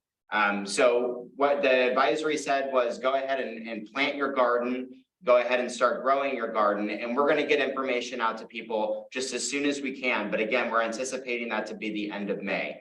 I think in terms of how much soil to replace, those are questions that really we want to defer to the toxicologist, which is why we're sampling at different depths in different areas throughout the county to really understand the science of where this material may have gone, given that we've had quite a bit of rain. So if you want to feel safe about eating your tomatoes and sort of not even have to give this a second thought, what we are encouraging at this point is maybe to do an alternative pots that have fresh soil that you got from a local gardening store, what have you, that you can safely know that the soil was not exposed to the catalyst. But in the meantime, what we're advising is don't eat, and we're going to get more information to you at the end of May, early June. Okay, we're going to try to get through these quicker here. So we do have a number of speakers. Next speaker. The next speaker is Cheryl. Hi, yes, thank you very much. I just want to say that I agree with everything Tony is saying, but I don't agree with reducing the target testing area. I don't feel like that's helpful for moving quickly. As mentioned in other, just earlier, other nearby areas who aren't sufficiently indicated really by the yellow and green are have also suffered the dust, and it was very visible to them. And so we have a lot of concern about that. And it does not show in this model exactly. But to expand the testing areas now to a little bit more out to the green area would prevent us the time expanded for a phase 2 to take place and help the public information. Also, I wanted to mention that the Family and Children's Homeless Shelter is located within the yellow area that's noted, but it's not mentioned on the plume model. And these kids stay at that facility 24/7, unlike the other school locations where children were at home, not necessarily affected because their school was in the location. Also, I wanted to say that while not related to the pluming, those of us in the unincorporated Vine Hill and Mountain View areas that are adjacent to the flaring and very adjacent to the flaring, had extreme ground rumbling that took place for several hours. Our houses were shaking, and it sounded like many motorcycles were in our front yards, all gunning the engines. So while we are talking about water and soil, we need to also consider the other effects. But thank you. That's all I wanted to say. Thank you. Next speaker. The next speaker, I'm gonna have you limit yourself because I know you did already speak on this item under public comment. So maybe just a short comment. The next speaker is AG. Hi, I will do my best. My name is Alicia Gade, and I'm from Healthy Martinez Refinery Accountability Group. I want to talk about communications. So since the health advisory on March 7th, Contra Costa Health has put out a 4-page FAQ that was put out on March 20th. I know that FAQ exists, and it's still difficult for me to find it. It is not on the MRC oversight website, and it has a lot of information. It is 4 pages versus the health advisory, which the health advisory, frankly, was really difficult to understand. It was only put out online, as far as I know, and it was only put out in English. So while I appreciate that we're getting guidance, it keeps subtly changing in each iteration. So for example, if I'm looking at the health advisory, it says, this recommendation does not extend to gardening in containers or raised beds if at least 12 inches of clean new soil from elsewhere is used. And we're being told in public meetings, yes, remove that soil, put new soil in. But when you look at the FAQ, that changes significantly. Okay, it says CCH does not recommend digging in soil on properties that were near the release. That's a big deal. The whole, we're not supposed to dig. And so we need this to be going out more publicly, be more publicly accessible. And then at our last city council meeting, during public comment, a local contractor spoke up about his confusion and frustration to this point. He doesn't know what to do on job sites. Can they till? What does he do with the soil? So it's creating a lot of confusion. Yeah. Thank you for that. And then second, yeah, and thank you. And yeah, by the way, the health advisory FAQ is on the MRC Oversight Committee page. I see it. I'm looking at it. That's the first one. That's the first one, John. There's actually a second one. The one I'm looking at looks like it's dated March 20th, 2023. Oh, it is. Okay, Yeah. great. I had looked and I had not seen it. So I'm very glad to see it. You know, it's under the section that says Martinez Refining Company incident. It's on the MRC oversight page. So I see it. I see it there. And I see the presentation to the city council, the summary report. So it looks like they have the documents up. I just wanted to check. Great. I'm very glad to hear that. I'm also glad to hear that an El Sobrante rep has been added to the oversight committee.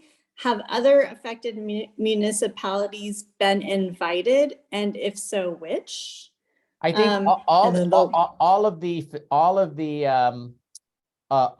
the communities that were within that category of that particular blue are on it. So if you look at the plume map, if you look at the plume map, Crockett is in a lower, if you look at the plume map, the Crockett has a significantly lower level than El Sobrante had. So everything in the category that has it that blue on the plume map, I'd have to pull it up. The darker. Yeah, are covered, and it is. I think I actually had it here. Hold on, just to be clear, the plume map, everything that was at least 0.03 and above is covered. But outside of, there's a category that's 0.01 to 0.03, but everything that's 0.03 and above is on the advisory committee. Okay. And the very last thing I would ask is that there's often a big delay before the video from these ISO meetings is published. I just ask that that be expedited because a lot of our members, this is their working time, and a lot of really important information gets covered here. So if that could happen faster, that'd be great. Thank you. Next speaker. The next speaker is call-in user 1.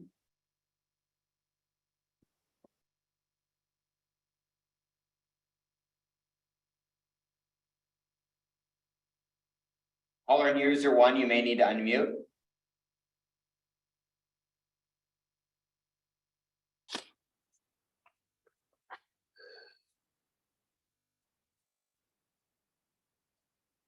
Supervisor Joya, call-in user 1 is not speaking. Do you want us to come back to them? We'll come back. Yeah, go ahead. Okay. Next speaker is going to be Brandon Matson. And by the way, while we could listen to Brandon Matson, Tom Lang says he can't.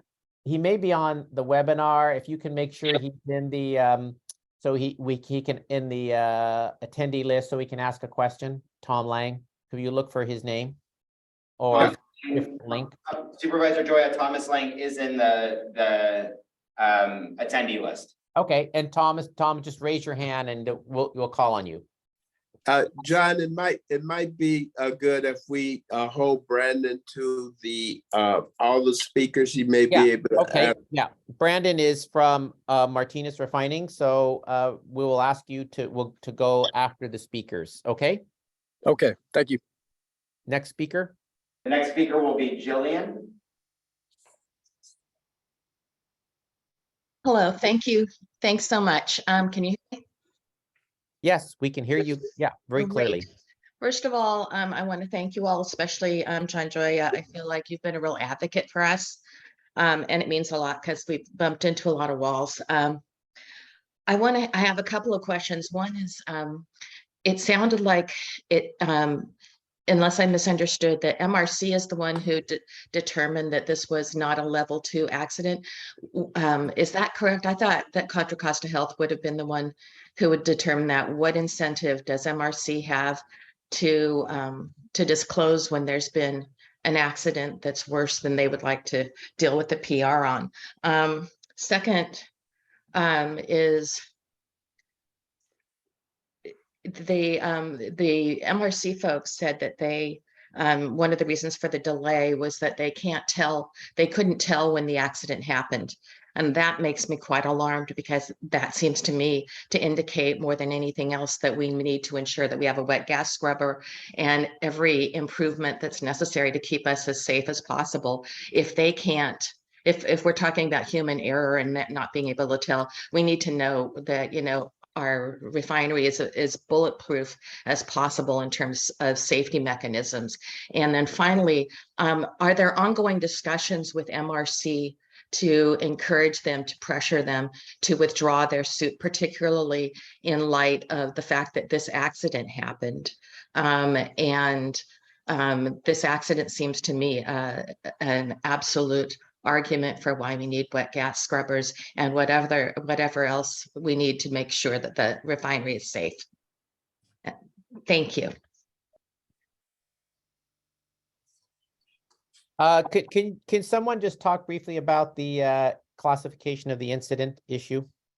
Yes, so typically Typically, if everything were to go according to the way the policy is laid out, when a facility has an incident that needs to be reported, our hazardous materials incident notification policy requires them to do so through the community warning system if they have a terminal, which MRC does.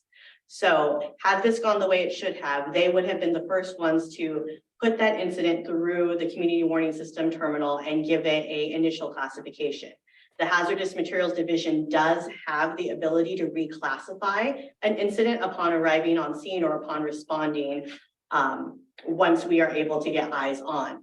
In this case, as we all know, there was a failure to notify from MRC, so we did not even have initial information to begin with. And it wasn't until we received information from MRC that gave us the amount of material that was released that we were able to classify. But traditionally, when things work the way that they are supposed to, the facility will be the first ones to do that classification. Yeah, I wanted to emphasize, I have never in my 25 years seen this failure to notify in this way. So I think it's important to note that this has been an outlier, and that the way that Nicole explained it is how the system works, even if there's some later notification, that there's a notification process. The county and the air district are on scene pretty quickly. And I get this was, I think it is important to note that this was very different. Yes, and I also want to add on that while we do have the ability to reclassify, that is also usually a rare occurrence for us to reclassify something in terms of the level. It has happened a few times, but it is not very common.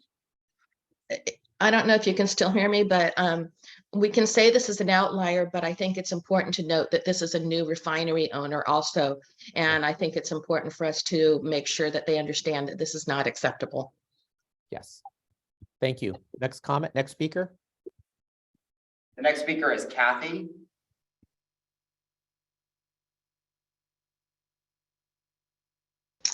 Thank you. I have a couple of things to say that have been said already by others, so I'll skip that. Although I do want to reinforce one thing that Heidi has said earlier about the Cal OSHA report. I am concerned about the workers as much as I'm concerned about the people on the sidewalk next to the fence line and the people who live in the miles and miles surrounding that are in whatever plume happens. In that light, I would like to know how a worker is protected when they're on site, because I think that there is a difference in the community warning system, whether the fallout is on site or off site. If the fallout's on site, then who is being damaged and are they protected? And in what way are they protected? Do they have protective gear? Eyeglasses, what helmets, whatever it is, I would like to know about that.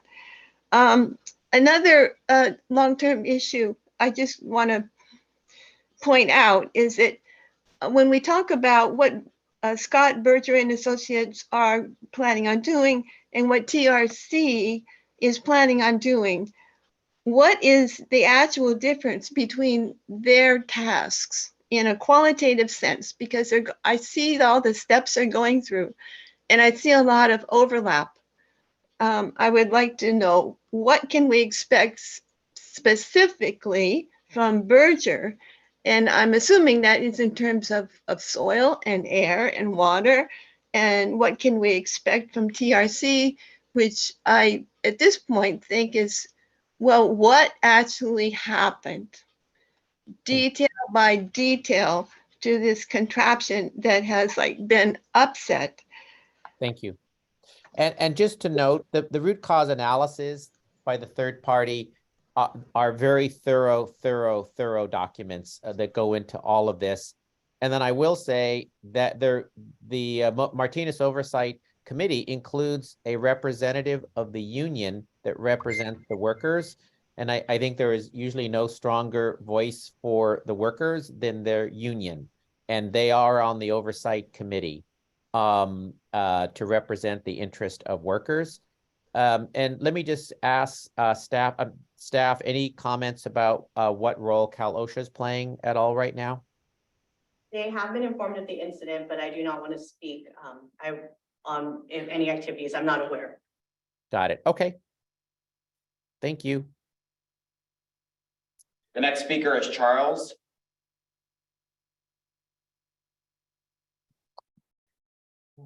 Greetings. My name is Charles Davidson. I'm with the Sunflower Alliance. Greetings, supervisors, community, and refinery workers. I would like to comment to a comment by resident Heidi Taylor and others. Wet gas scrubbers can decrease the fluid catalytic cracker, or FCC's small PM 2.5 micron levels by 70% as compared to MRC's electrostatic precipitator. As opposed to the large episodic 20 to 24 ton particulate matter release in Martinez on Thanksgiving, please note that MRC, or former Shell refinery beforehand, have emitted 300 tons per year of PM 2.5 from their FCC, which is the largest for any Bay Area refinery, including that of Chevron, for example, in 2018. Also, PM 2.5 can cross the blood-brain barrier, and smaller particulate matter can cross the blood-brain barrier. Note that small PM particles, such as activated charcoal, have an exponentially large surface area, such that 4 grams have the surface area of a football field. It is a large surface area of PM 2.5 and smaller, which avidly binds toxic heavy metals, such as have been found in Martinez and last summer by citizens in Crockett, which were sent to the Air District and the County Health Department. The biggest concern should be the daily and yearly 300 tons of particulate matter 2.5 from MRC's fluid catalytic cracker. I have a question. As MRC is suing the Air District to stop their having to install a wet gas scrubber, they have stated that they would use their own non-wet gas scrubber proprietary methods to reduce particulate matter from their cat cracker, or FCC. What were those supposed proprietary methods? The County Health Department's physicians and Bay Area staff have called for MRC to install a wet gas scrubber. The appropriate wet gas scrubber can also markedly mitigate or prevent massive spent catalytic releases like happened on Thanksgiving. Lastly, the large particulate matter from the Thanksgiving event is called spent catalyst agglomeration, likely due to inadequate combustion in the FCC of their spent catalysts. The biggest concern should be the 300 tons daily and yearly of the most toxic form of PM 2.5 and smaller particulate matter. Thank you very much. Thank you. And I will just say that, as I said before, and as one person who voted for it, there is a regulation in effect by the Air District, and that is the subject of litigation right now. Next speaker, I think it's Thomas Lang. That's correct. Thomas? Can you hear me? Yes, we can. Okay, thank you very much. My name is Tom Lang. I have been appointed as the El Sobrante representative on the Martinez Oversight Committee. And a couple of concerns. The first concern is that the information from this particular incident be captured and factored into future responses, both from incidents at this site as well as from other refineries in the area. And so I just wanted to ask what is going to be done in terms of incorporating the results from the soil study, from the various plume simulations into analyses of refineries in Rodeo and Richmond, the Chevron refineries. And then the other thing I wanted to bring up is, assuming that this soil study is done, that soil study represents kind of a snapshot in a particular incident, a particular point of time, and a particular set of conditions in which this incident occurred. And so what I would want to see incorporated would be, looking at, for example, what is the actual distribution of particle sizes that are coming out of the plant in these type of incidents? Is there some operational variability? In other words, would the composition of the emitted particles change over time depending on how the plant is operating? And when we do these sorts of risk analyses, we need not only to look at kind of the average conditions, but also, you know, the principal outliers. So those were just my comments. Thank you. Thanks for those comments and suggestions, Tom. And as to, I can tell you, and Health of Air District can add, their information that comes out of one incident is always factored and used there is a pretty extensive base of information that the Air District and the County Health Department have and utilize and learn from for other facilities. And I don't know if Health wants to add anything further. Typically, the document that ends up being most helpful is the root cause analysis that goes in great detail into all of these and identifies the impacts. And probably the largest one was the 2012 Chevron fire that resulted in thousands of people going to emergency rooms. And there were a number of changes made both at Chevron and in the county's ordinance that came out of at that time, the U.S. Chemical Safety Board's report. And federal, remember, you know, when we amended the industrial safety ordinance based on recommendations from that report, and Chevron also implemented the recommendations that were in that particular report that specifically dealt with inherently safer systems. I don't know if Health wants to add anything. I'll just add that, you know, with the independent investigation that is being done by Scott Berger and Associates, if there are recommendations made to the Health Department, we will follow the same process as you just described with Chevron. Thank you. Yeah. And just as an example, what in fact, the U.S. Chemical Safety Board called the county's industrial safety ordinance the strongest local safety ordinance over refineries in the country. And the state has subsequently adopted our ordinance to apply at other refineries outside of Contra Costa. And one of the things that I know Supervisor Glover and I did after that Chemical Safety Board report was require facilities look at installing what are called inherently safer systems, because in the case of the Chevron fire, the fire was due to a corroded pipe. And the question is whether there was that pipe had sufficient alloy materials to be more corrosive resistant. And so our ordinance is a process which requires facilities to look at opportunities to install inherently safer systems, and our hazardous materials division has a chance to review that. Okay, thank you. That was the last speaker I see. I think we should go back to call-in user 1. Is that okay, Supervisor Joy? Yes. And then of course I see another one, and then Mr. Mattson. So we're going to end it here because after these speakers, because we do have some time issues. Go ahead. Call-in user 1. Yes, call-in user 1.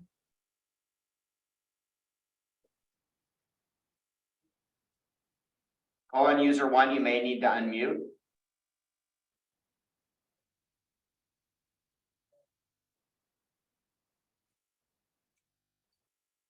Supervisor Joya, would you like to go to the next speaker? Yes. Okay. Next speaker is Eugen. Hi, good morning. I have a couple of questions for Dr. Phil Martin with the Bay Area. Yeah, state your questions and then we'll ask them to respond.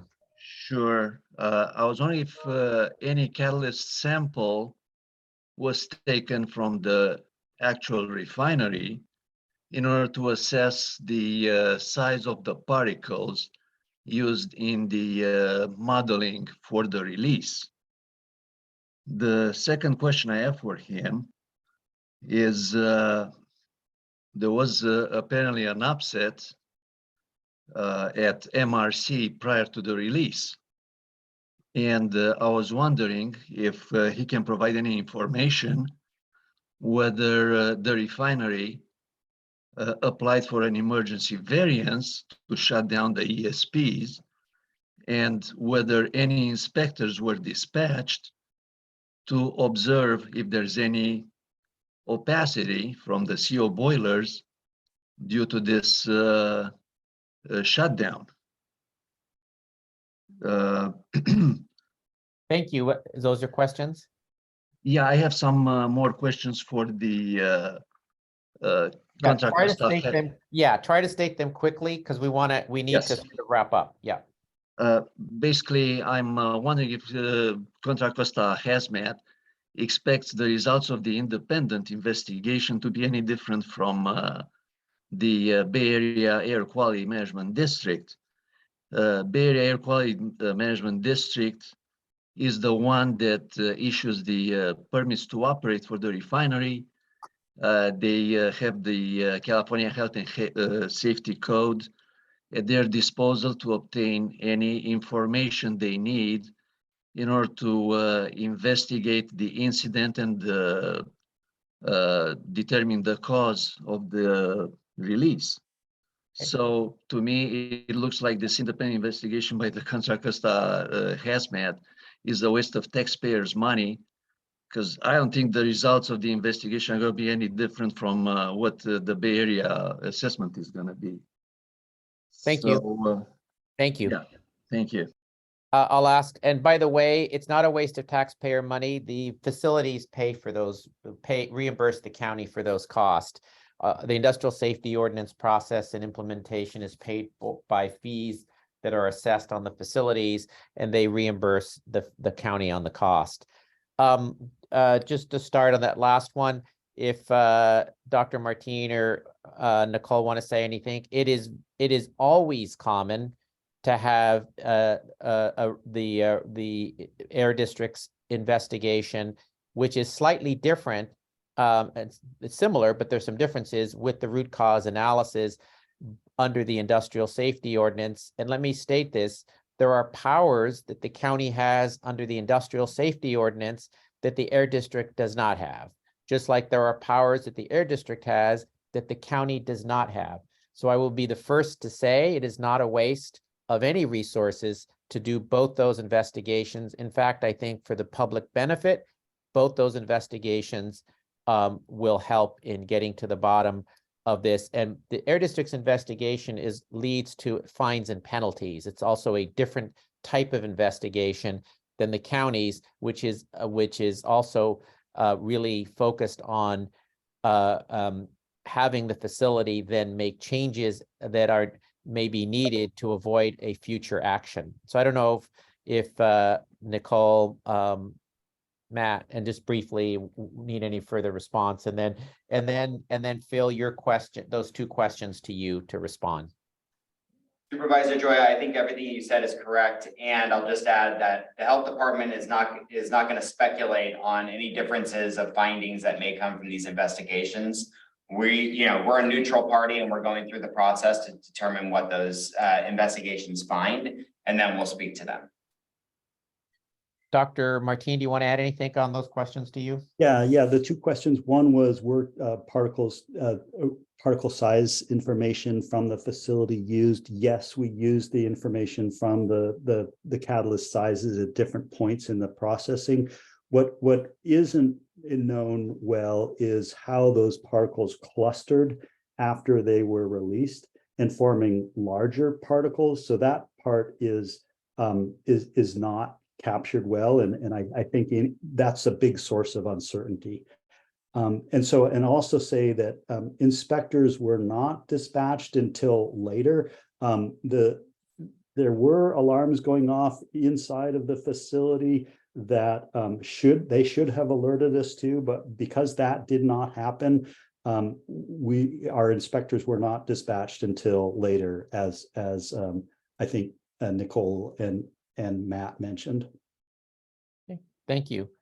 All right, we'll go to the final speaker, Mr. Mattson. Yes, good morning, Supervisor Glover, Supervisor Joya.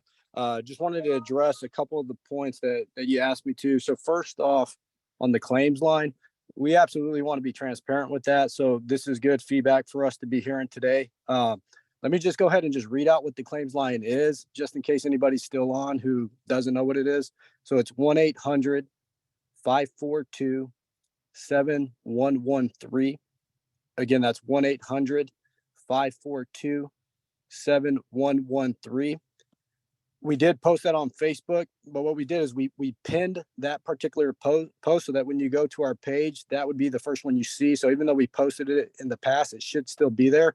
I'll check right after this. If it's not there, then we'll make sure it's repinned so that folks are seeing that visibly when they come to our Facebook page.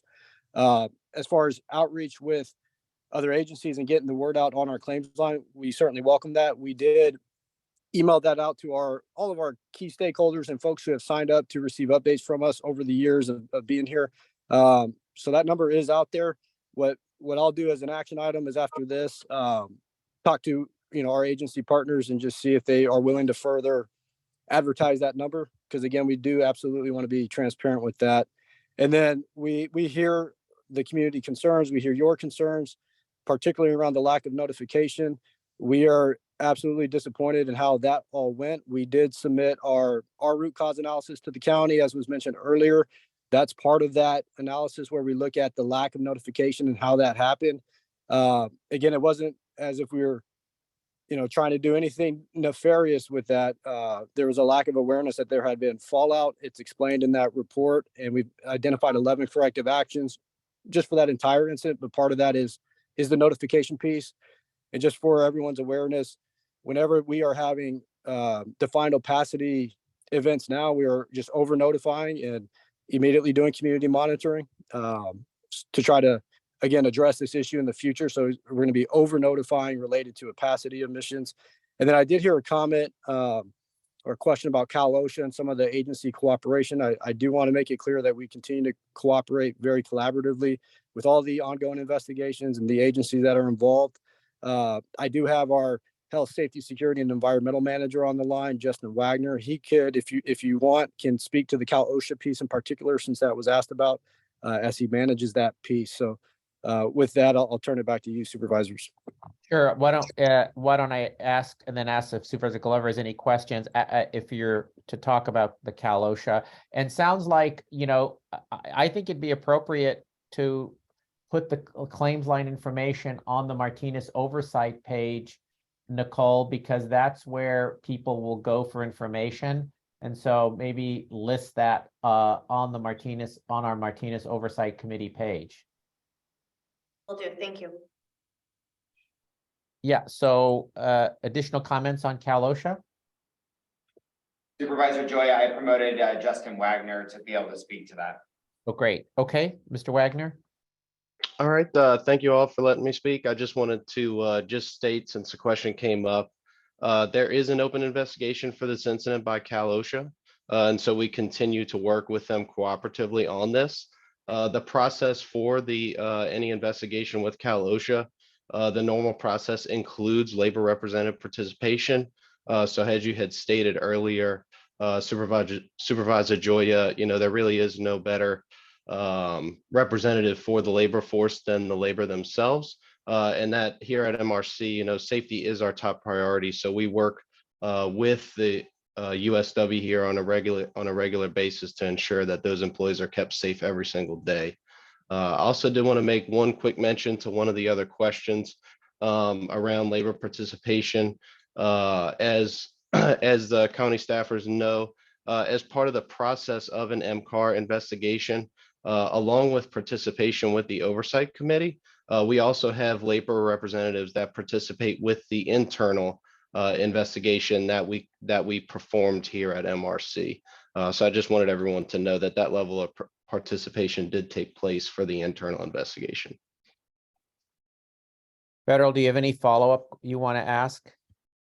No, I just want to thank the public for coming out and asking their questions and sharing their views, and for the responses that's been done on the part of all the agencies, be it the Air District, the county, and the refinery managers themselves. Great. And so we've provided a fair amount of sort of some direction and comments during the course of this meeting, and just we'll close with, is there on this item, when is the next meeting of the Oversight Committee? April 27th at 1 p.m. Got it. And I know Supervisor Glover has been monitoring all this really closely because he covers the Martinez area, and I know we'll be taking other actions even outside of this committee process. Right. Thank you. All right. So we will move to the next item on our agenda, and we need to sort of move this along. 6 is to receive a report regarding proposed changes to the county's hazardous materials incident notification policy and provide direction as necessary. Great, thank you, Supervisor Joya.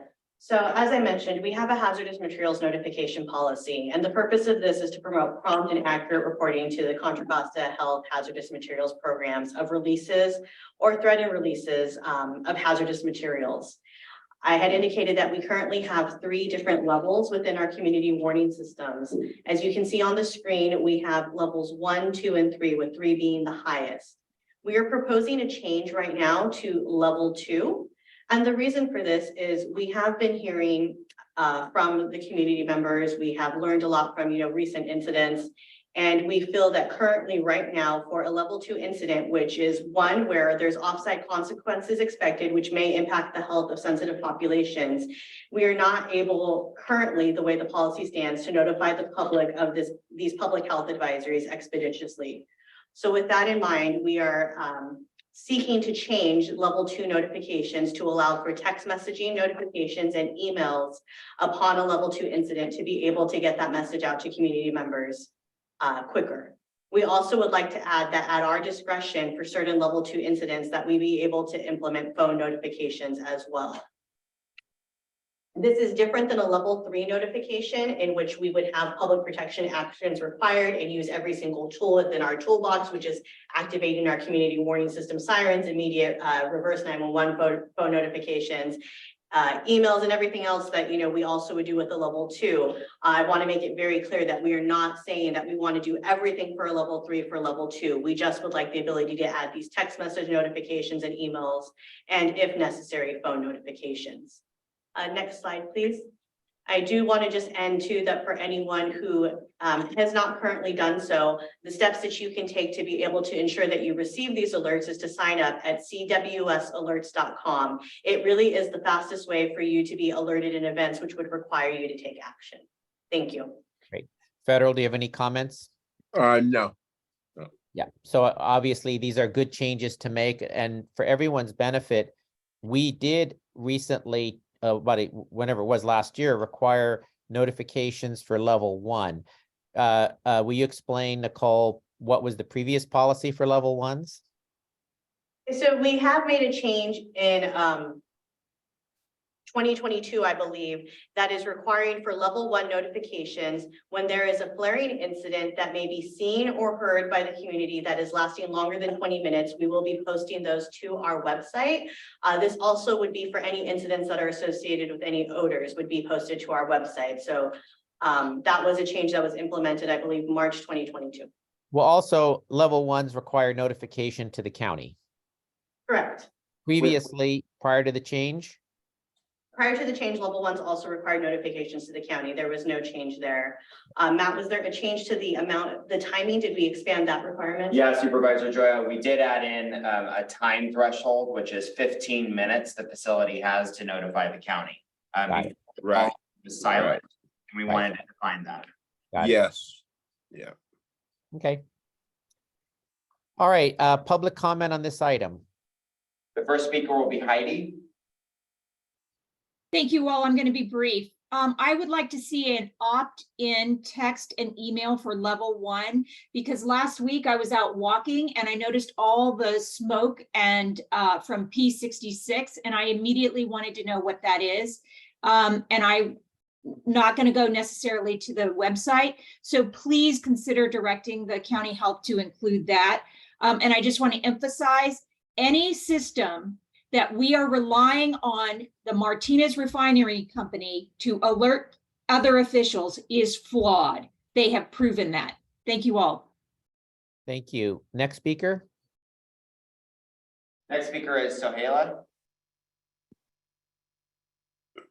Thank you. I have a request, and that is it possible to make public the map of the residents who will be notified by CWS for both refinery, Chevron and Martinez refineries? So Hala, it depends. There is no one map for that. They are notified based upon where the impacts occur. So there's it could be a small area or a large area. If there's a release at Chevron and the wind is blowing in a particular direction, it will be everybody who is downwind of that in the affected area. And this is where the health department and the air district, the health department is on site working with the facility. So there's no one map. And I don't know if Nicole, you can explain that further. This like when the Chevron fire occurred, it was basically the whole city of Richmond. There have been smaller incidents at a this also applies to like a fire. There was a fire at an auto wrecking yard in North Richmond, and there's no map for that. It was the impacted area in North Richmond. So the health department errs on the side of notifying areas that are going to be impacted. I have lived here for 27 years, not received a single notification. If you sign up, if there is, here's how it works. If there is a need to shelter in place, they call both the cell phones that have registered under the community warning system and every landline that is within the affected area using a 911 reverse directory. And because of this shift to cell phones, that's why it's important to sign up on the cell. And the notifications were for shelter in place. And I am not aware in my 25 years of a shelter in place that ever was ordered for El Sobrante. So that's probably why you didn't get anything. The shelter in places that were in effect were in areas closer to the facilities. But under this change in the policy, there will be more text message notifications for public health advisories to a broader area. So this is more general comments I'm making. It's important for people to sign up for the community warning system. I appreciate that. I'm just asking for transparency. Thank you. Yeah, I think the issue is the county doesn't want to tell people to shelter in place where they don't need to, because it's like crying wolf. Because what folks have found in these systems, if you tell a community that's not needed to shelter in place, then when then people don't get used to saying, I don't need to shelter in place. And then when they really need to, so that's why there's this public health advisory level 2 is more of an advisory or a notice. Level 3 requires actual action, public protective action. So that's the distinction between level 2 and level 3. And if you sign up folks who are impacted by a public health incident would be notified by text. Any other comments? Go ahead. Other public comments? The next speaker will be Tony.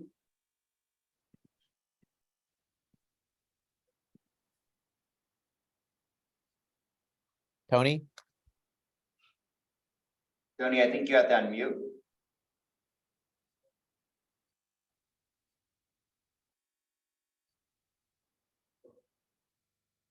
Supervisor Joya, would you like us to come back to Tony? Yes. Okay, the next speaker will be AG. Hi, Alicia Gade from Healthy Martinez Refinery Accountability Group. I had a question about the level 1 incidents and how they're reported. I was really excited to go on the hazmat website this week and see them prominently displayed at the top. That seems like that's new. I'd like to know how long that's been going on. And then how long it takes for an alert to get posted onto the website. And then where those go, because they seem to be very current, which I appreciate, but then they kind of disappear. And I was curious if there is a place to go to see kind of a historical list of all of those level 1 incidents, and if that could be made an addition right there on the hazmat website, that'd be appreciated. Can you respond? Yes, so for the level 1 alerts lasting longer than 20 minutes, it was my understanding that they have always been posted at the top of the page. I can't speak to if there was a change when that made, but when the level 1 alert lasting longer than 20 minutes or with odors template is activated by the facility, it immediately goes to our RSS feed on the website. So once that's activated, it posts on our web. It will stay active on our website until that flaring or level 1 event is over. So when you see that dropping off of our website, it means that that event is no longer occurring at the facility. They are required to keep it active as long as they still have an active flaring event lasting longer than 20 minutes or event with odors. I would like to request that then a log be created so that we could go back and look at historical data instead of having to monitor the hazmat website in real time. I will say that there's a way to search previous incidents on our website. And so if you give me your contact information, I can get in touch with you and show you how to do that. Great, thank you. You're welcome. That was the last speaker. I just had a comment. Yeah, I know Supervisor Glover and I, when we were revising the level 1 which are no offsite consequences, only on-site to increase notification. I know this issue's come up. It seems when there are, we realize that there are different levels of notification, right? Level 3 is when we're asking the public to take protective action like shelter in place because there is a need to do so.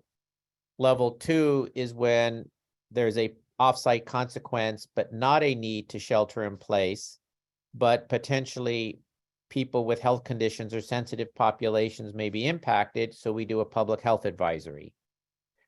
Now, when there is a flaring incident, let's say of more than 20 minutes, and under the new policy that's posted to the website, we do get questions from the public wanting to know what's going on, even if there is no offsite impact. Right. And it would seem to be that there may be a need, depending on the circumstance, for the health department to send out a text message notification at its discretion. So it may make sense to have some similar language for the level 1 when there's these incidents of over 20 minutes, because then it informs the public what's happening. Because, you know, often Supervisor Glover's office or my office will get calls like, or we try to put it on social media as well, that, hey, what do we do? There's some flaring. And the response is, well, there's not a need to shelter in place, but that doesn't mean people don't have a question. So it seems, I don't know, Federal, how you feel that some similar text messaging notifications and it are warranted by the health department within their discretion if it's a big flaring event. Yeah, I think as much as we're able to allow the public to have that ease of mind that, okay, this is going on, but it is, you know, it's minor, and you know, so that they have that comfort that they're not in a situation. Right. Yeah, I think it makes sense. So you good with adding some text message notifications at CCH discretion? Yes. For those incidents that are greater than 20 minutes or odors, so you would add that to the post to CCH website. Right. Nicole? I will defer to Matt. Matt, if you want to. So Supervisor Joy, I just want to be clear then, you're giving us direction to give the health department the discretion to text message or email registered users when the 20-minute or longer incident has been posted on our website. Yes. If you could, if you could put that in place and bring it back to us for final approval, that would be great. Okay, so would you like us to wait on doing the level 2 proposals and bringing that to the board and do it? I think you need to go through the level 2, right? Yeah, we could go forward right away with that. Yeah. Okay, so what we'll do is we will have staff set up a process to look at the level 1s and make a recommendation to this body at the next meeting. Does that work? Yes. But you go forward with the level 2 changes. That's correct. We'll bring that to the board in May. Got it. Okay. Okay. All right. A busy, productive, and we're going to get the video situation fixed. Every other committee we're on, it works. So this is the only committee where the video hasn't worked. I think it was my setting, Supervisor Joy, and I think you're actually able to turn on your video now if you'd like. Oh, I am? Okay, let's see. I think so. Yeah, there I am. Okay, There you all are. right, Okay, okay. All right. Okay, so there we are. Okay. We appreciate everybody's participation. We know this is a really important topic and understand the community frustration and concern. And hopefully some of the questions answers have addressed those. There's clearly more work to do, and we look forward to the meeting from the next meeting at the advisory committee. Thanks, John. Good meeting. Good. All right. So we are adjourned to our next meeting, which is it's in our agenda here. Looks like we'll have an June 15th.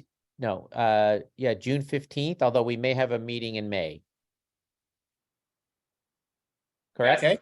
I think Right. the next meeting, we're looking at Chevron incident investigation findings, an MRC update, an ISO amendment update for bulk storage liquid facilities, and then the level 1 proposals for the notification policy. Got it. Yeah, we want to finalize those amendments for bulk storage so that those can get adopted as changes to the industrial safety ordinance.